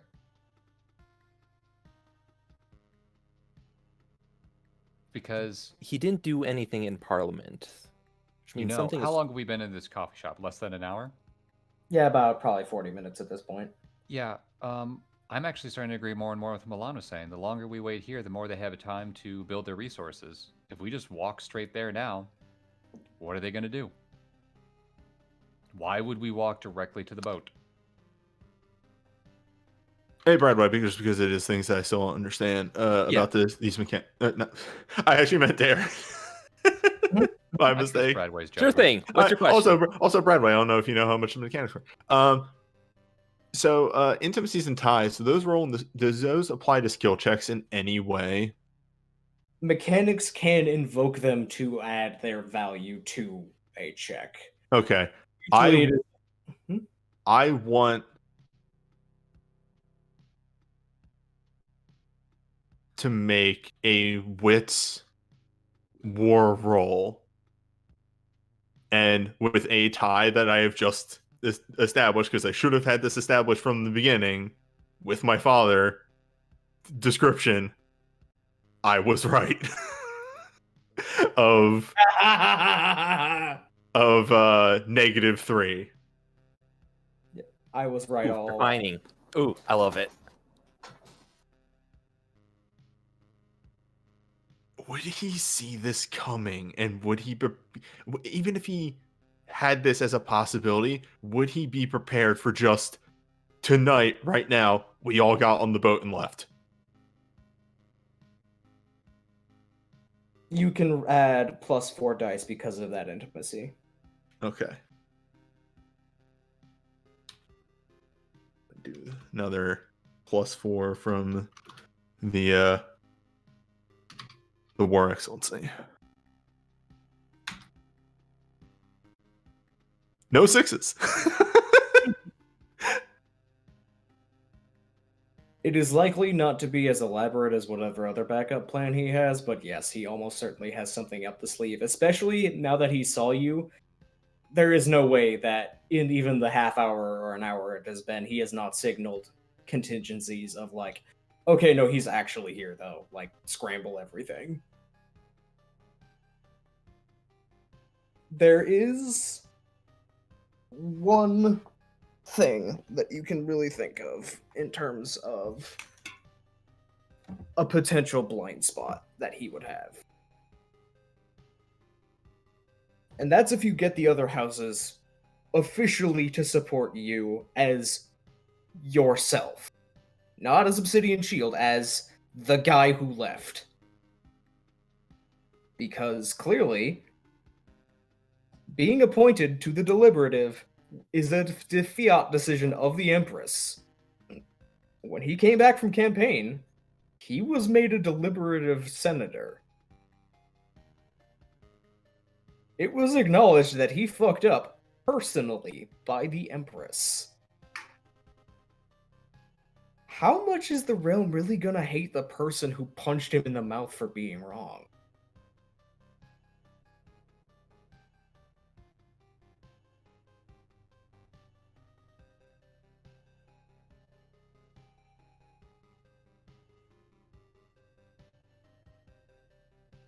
Defining tie. I was right.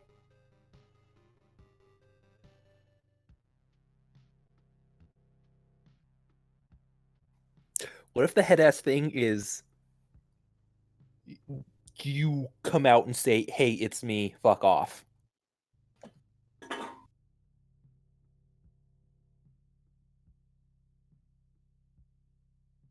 Just drop the pretense and Yeah, shout. this is Obsidian just like thinking very deeply. Like this is actually just like he is like doing the mental gymnastics.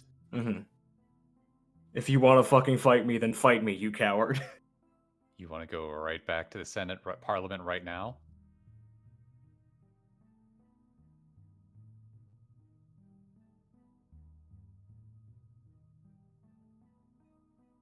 Now that anyone has entered Parliament, we will never leave Parliament.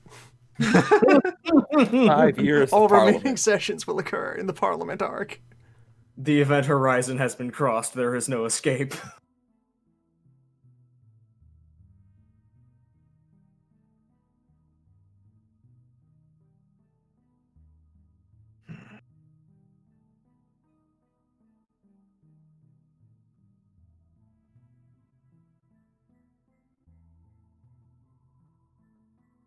What? Pretty good. Other possible suggestion to offer in here as well, if we're starting to lean in this direction. So, like, Obsidian has probably, allowed a lot of, thoughts about the island in general to fall out of his mind as part of escaping from this problem and moving away from it and being away from it. He may have, while he was in a self-imposed exile. It was not self-imposed, by the way. Well, self-maintained exile. You chose it. I chose it. Well, you had two options. Oh, okay. Right. Yes, I chose exile. Yes. Yes, okay, yes. I did choose exile. While out there, he may have convinced himself at some point that he didn't have any friends on the Isle. Anyone else in the entire household who would regret the loss of their dear large adult brother. He's so sure of that, though. What if he just went into the Cathach hangout at the Imperial Docks and threw off the mask and was like, "Yo, I'm back. What's good? I lived. I lived, bitch!" The guys that fought a Dracula. Check this shit out. Opens up armor, shows gigantic scar. This goes all the way to my lungs. My cousins. I watched a weird old mountain wizard get his entire front shot off.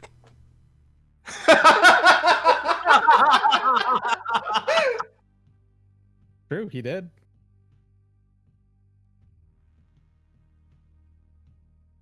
Have you ever seen anyone who doesn't have any blood and when they start bleeding, that means they're doing better?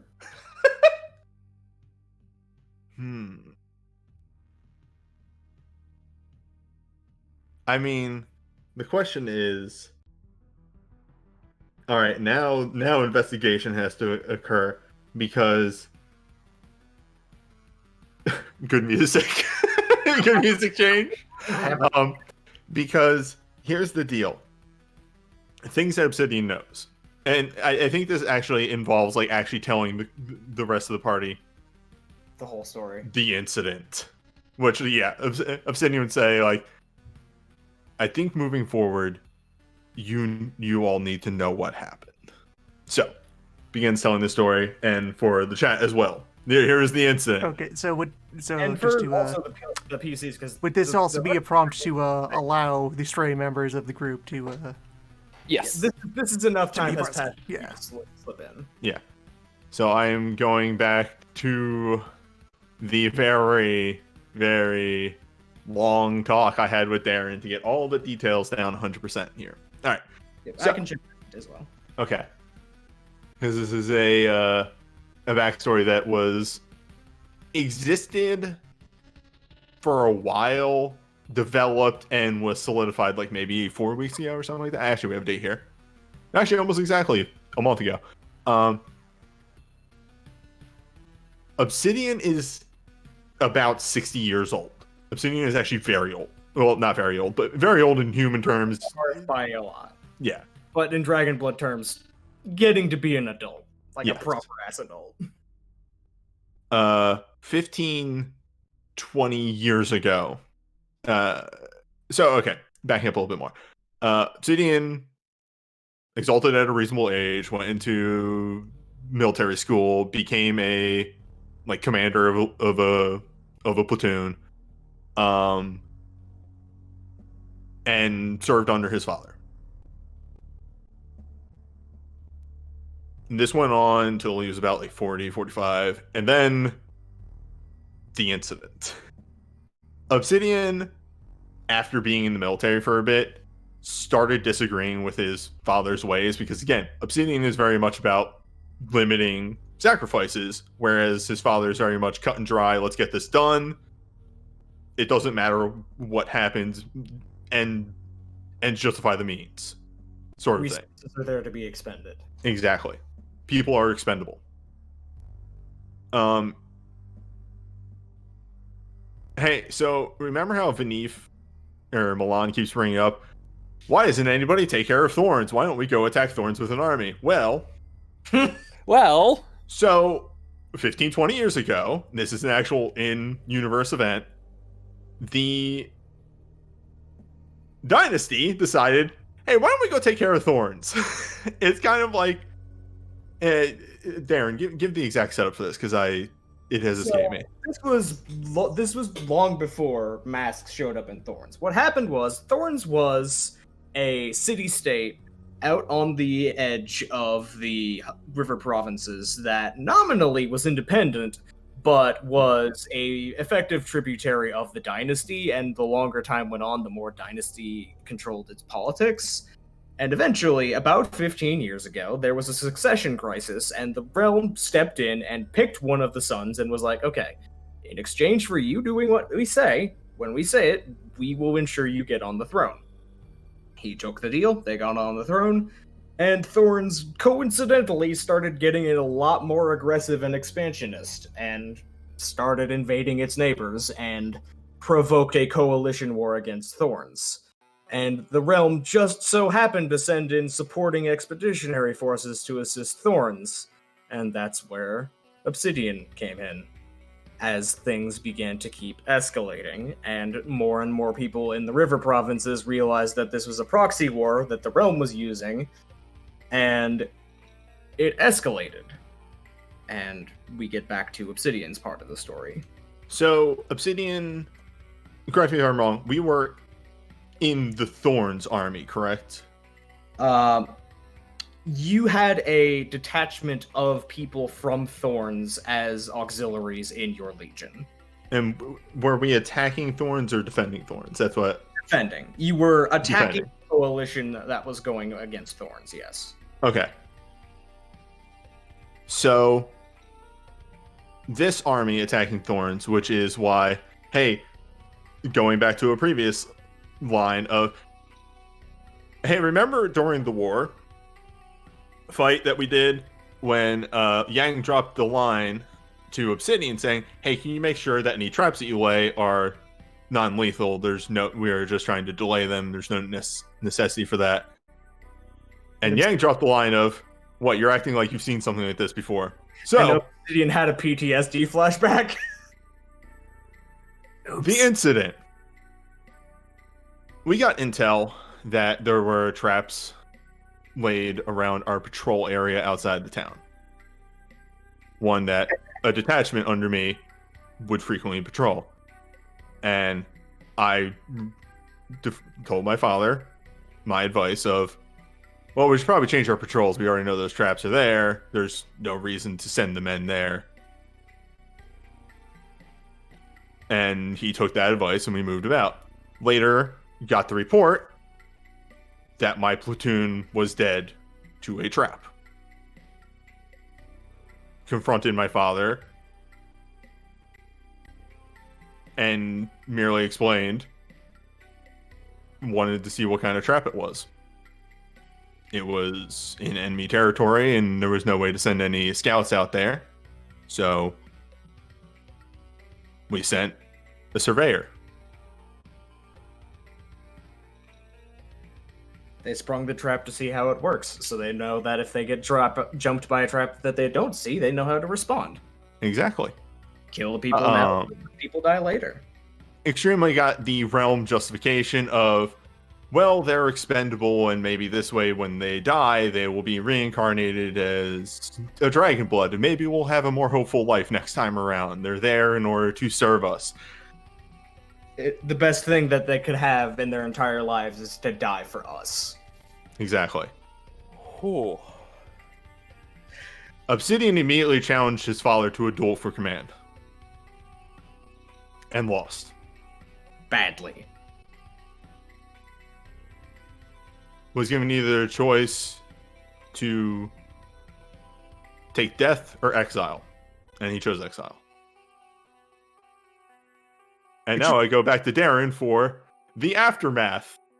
So, and an additional note that was not mentioned here that is very important is that Obsidian did this in the middle of a morning drill, in front of the entire Legion. Like he literally went off the handle as soon as he got the information. This was like he went out of formation, walked up to his father, got into the screaming argument match, and then challenged him to a duel in front of every soldier in the Legion. So, even though he lost, he humiliated his father. Now, what Obsidian did not know and could not have known, and what, honestly, as bad as his father could not have known, was there was a battle coming up called the Battle of Mashaka. The Battle of Mashaka is named for the former city of Mashaka near the border of Lukshai. That was where the coalition armies and the largest deployment of realm forces and Thorns' entire army deployed to. This was the point of the conflict where both sides had escalated enough to realize that this was an all-out war, and both sides brought first-stage weaponry. No one knows who fired first. Everyone knows what happened afterwards. Mashaka is gone. Several Imperial legions were wiped out completely. At least 3 entire Reaver Confederacy Kingdom armies were obliterated, and the Thorns army effectively was incinerated in the span of an hour. It was a deployment of the nukes from the before times, and everyone involved basically realized, we really should just, step back from this war before it gets any worse. Let's just all have a gentleman's agreement that this didn't happen. There is a reason nobody knows why Thorns is the way it is in the Isles. Well, yeah. At least the general populace, because they didn't say what happened. So, the punchline of this is that Thorns' army entirely died. They were just gone.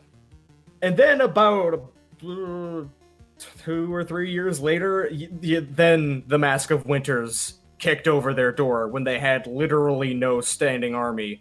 A couple of years later, the head of their army to conquer them. A couple of years after the entire army of Thorns died, the entire army of Thorns came home. Yes. Yep. And the realm just kind of looked at that and went, that's our fault, but we're not saying that's our fault. That is part of why Thorns is such a fucking touchy subject. Obsidian probably, during that deployment, was having thoughts about how pointless this war was, because it is just aristocrats fighting over who should get to control the land. Yep. It's not about defending the people in any way. It was just expending the people. And then Obsidian was right. It was a pointless fucking war that ended in the worst fucking way. And Obsidian's father was not in charge of the Battle of Mashaka, and in the absence of his father, it still would have happened, but also, The fact that his father was so casually spending lives and it got to the end point of a battle where everybody ran out of lives and everybody died sure didn't make him look good. And that's why he is That in is why Parliament now. That is promoted to senator territory. Congratulations of your bravery in the Thorns War. You are now being promoted out of the military forever. We are only not convicting you of your failures because we do not want to speak of the event in which that unpleasantness occurred. So we're just going to put you over here. We are going to promote you upstairs, and we're going to kill anybody who talks about this. So as the camera pans behind the fan and the entire backstory is given there, Virginia would say, so my only concern is, what does my family know? Because I never saw my family again. I don't know what my father told my family.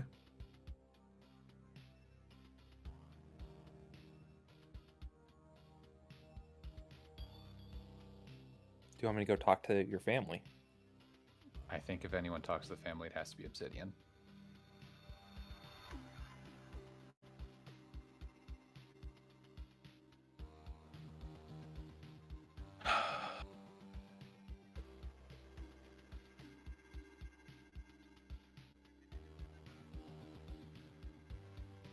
I'm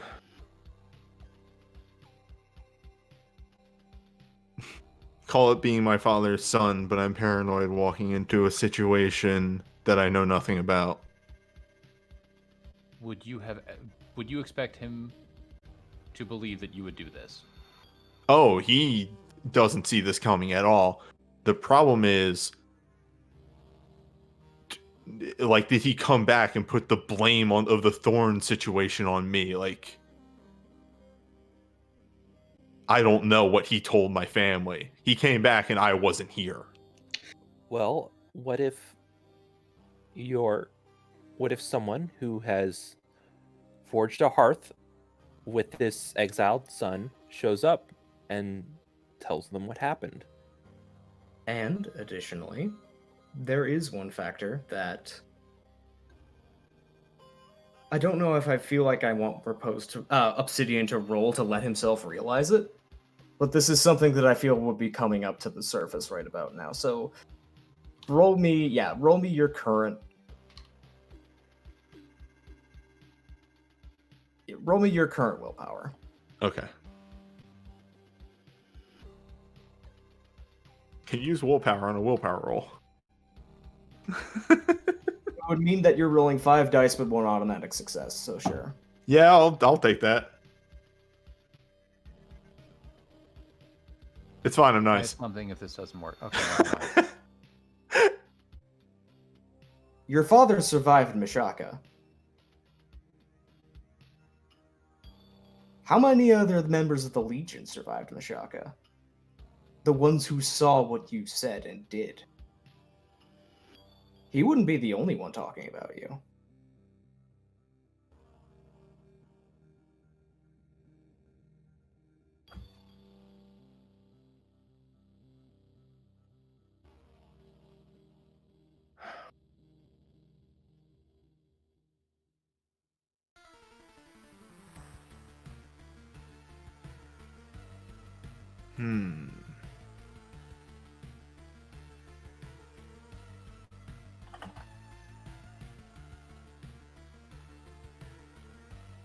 Oh, that's also a big distance away.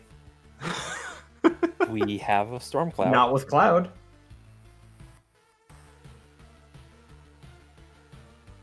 All right. I think in order, I have so the final question. He has these resources on hand. Like, obviously, he came with 4 guards and a god to our boat.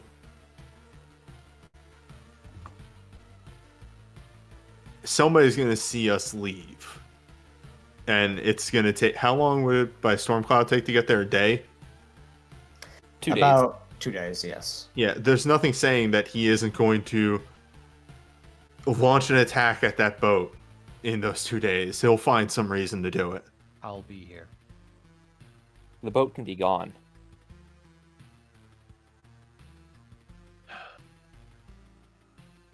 All right, so a thought I have for a supplementary role here as Repose is engaging in his usual level of internal shame at not being as engaged in discussions of house movements as he feels obligated to. Find some solace in latching on to thinking about this surname that has managed to come up here, Kathak.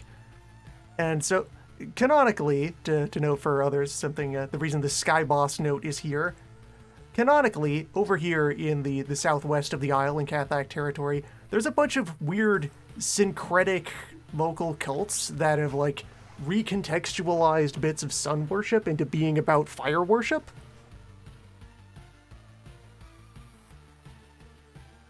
And other such local flavor over in the Kathak lands. So Repose is going to kind of ruminate over, with his linguistics brain, Kathak, and just kind of play with the ways that one could formulate this with the different words that he knows. Kathak, Kathak? Kathak. And just kind of toy over the syllables and... Is there kind of over... This name feels different than a lot of the other house names. Like, Kathak seems pretty different from the Pelipes or the Nifs or the Ladals, who he bothers to say well for having met, the baby and approved them. Or the name... Oh, wait, Firehouse. He's gonna ruminate over, wait a minute, did this surname, like, come from the Old South? Most of the original royalty of the Middle fucking died in the plague and had to be salvaged together into something after the disaster.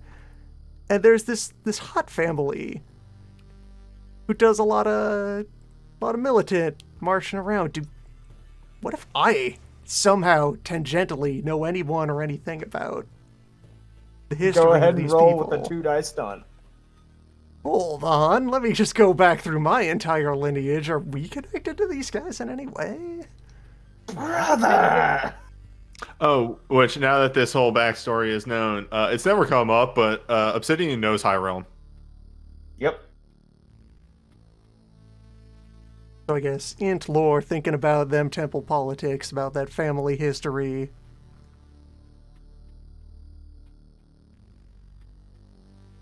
Hold the fuck. If not our family directly, any of the other old families of the South, don't we know like a Chathak? Catholic was adopted.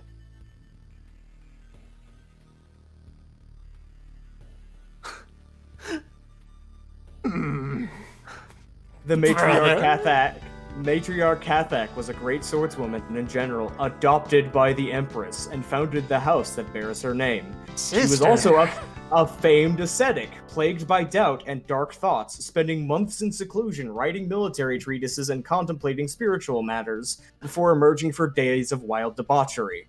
Many annotations to the 1,000 correct actions were Catholics, and many areas solidly under the realm's control today were counted its greatest enemies before her time. Claim that marches against the sea. Is there seriously a house that calls themselves that? Hold on. Yeah. The flame that marches Shithax. against the sea. Hold on, sister order. Did any of the other branches of the old temples survive? Well, of course we did. But we have never just fallen down. Even when we fall down, we carry on fighting.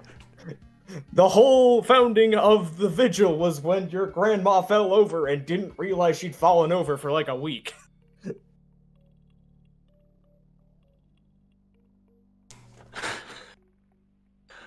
Either Propose way, is if suddenly we're going very confident in the thought of having reasons to approach Cathax. if we are going to Kathak, I do not have that in me this week. No, we're about done. This is longer than I was Also, expecting as to far go, as- but this has been on fire the whole time. Also, as far as I wasn't thinking we would go all the way back to Kathak home territory for that. There's a little bit of everybody in the capital Yes. Just find where the local Cathach enclave is. Go find the gym.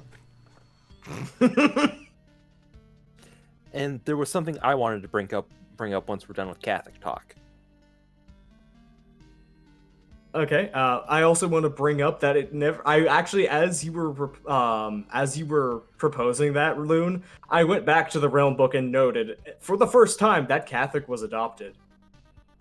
So, yeah, that actually just fits in the lore. That's entirely possible.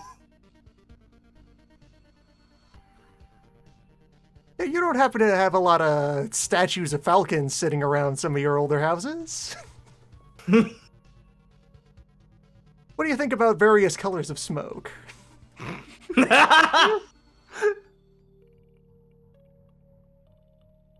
you thank people, do you say it loud or you say it kind of, soft? Reserved. Gentle. You like cats? Everyone likes cats. Raposa's grandma, if this is correct, the Catholics were a branch family off to the side of Raposa's grandmother's family. We don't have to go very far back to find a common ancestor. Yeah, they'd be like relatively close cousins, but distant. Grandma, Katak survived. Can you believe this? Of all people, Katak. What you doing over there?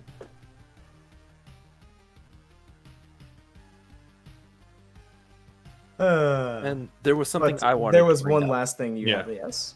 So, since we're also worried that he might attack the boat. Hey, there was a rogue god sighted on the boat. And that sure isn't how protocol goes. We should probably notify the Immaculates. Weird. Hopefully, it'd be nice if you had an in on them. File some kind of formal complaint and request the assistance of a priest of the Isles. Next time. Dad War. Where am I? Where is Old Man? Where is Old Man? Old Man has somehow ended up in fucking the dragon's blanket across the river. He's at the heptagram. Hello. Let me teach you how to do the real shit. Luxon, wait, this is where Milan learned how to do sorcery? No wonder he's terrible at it. Next time. Agnika.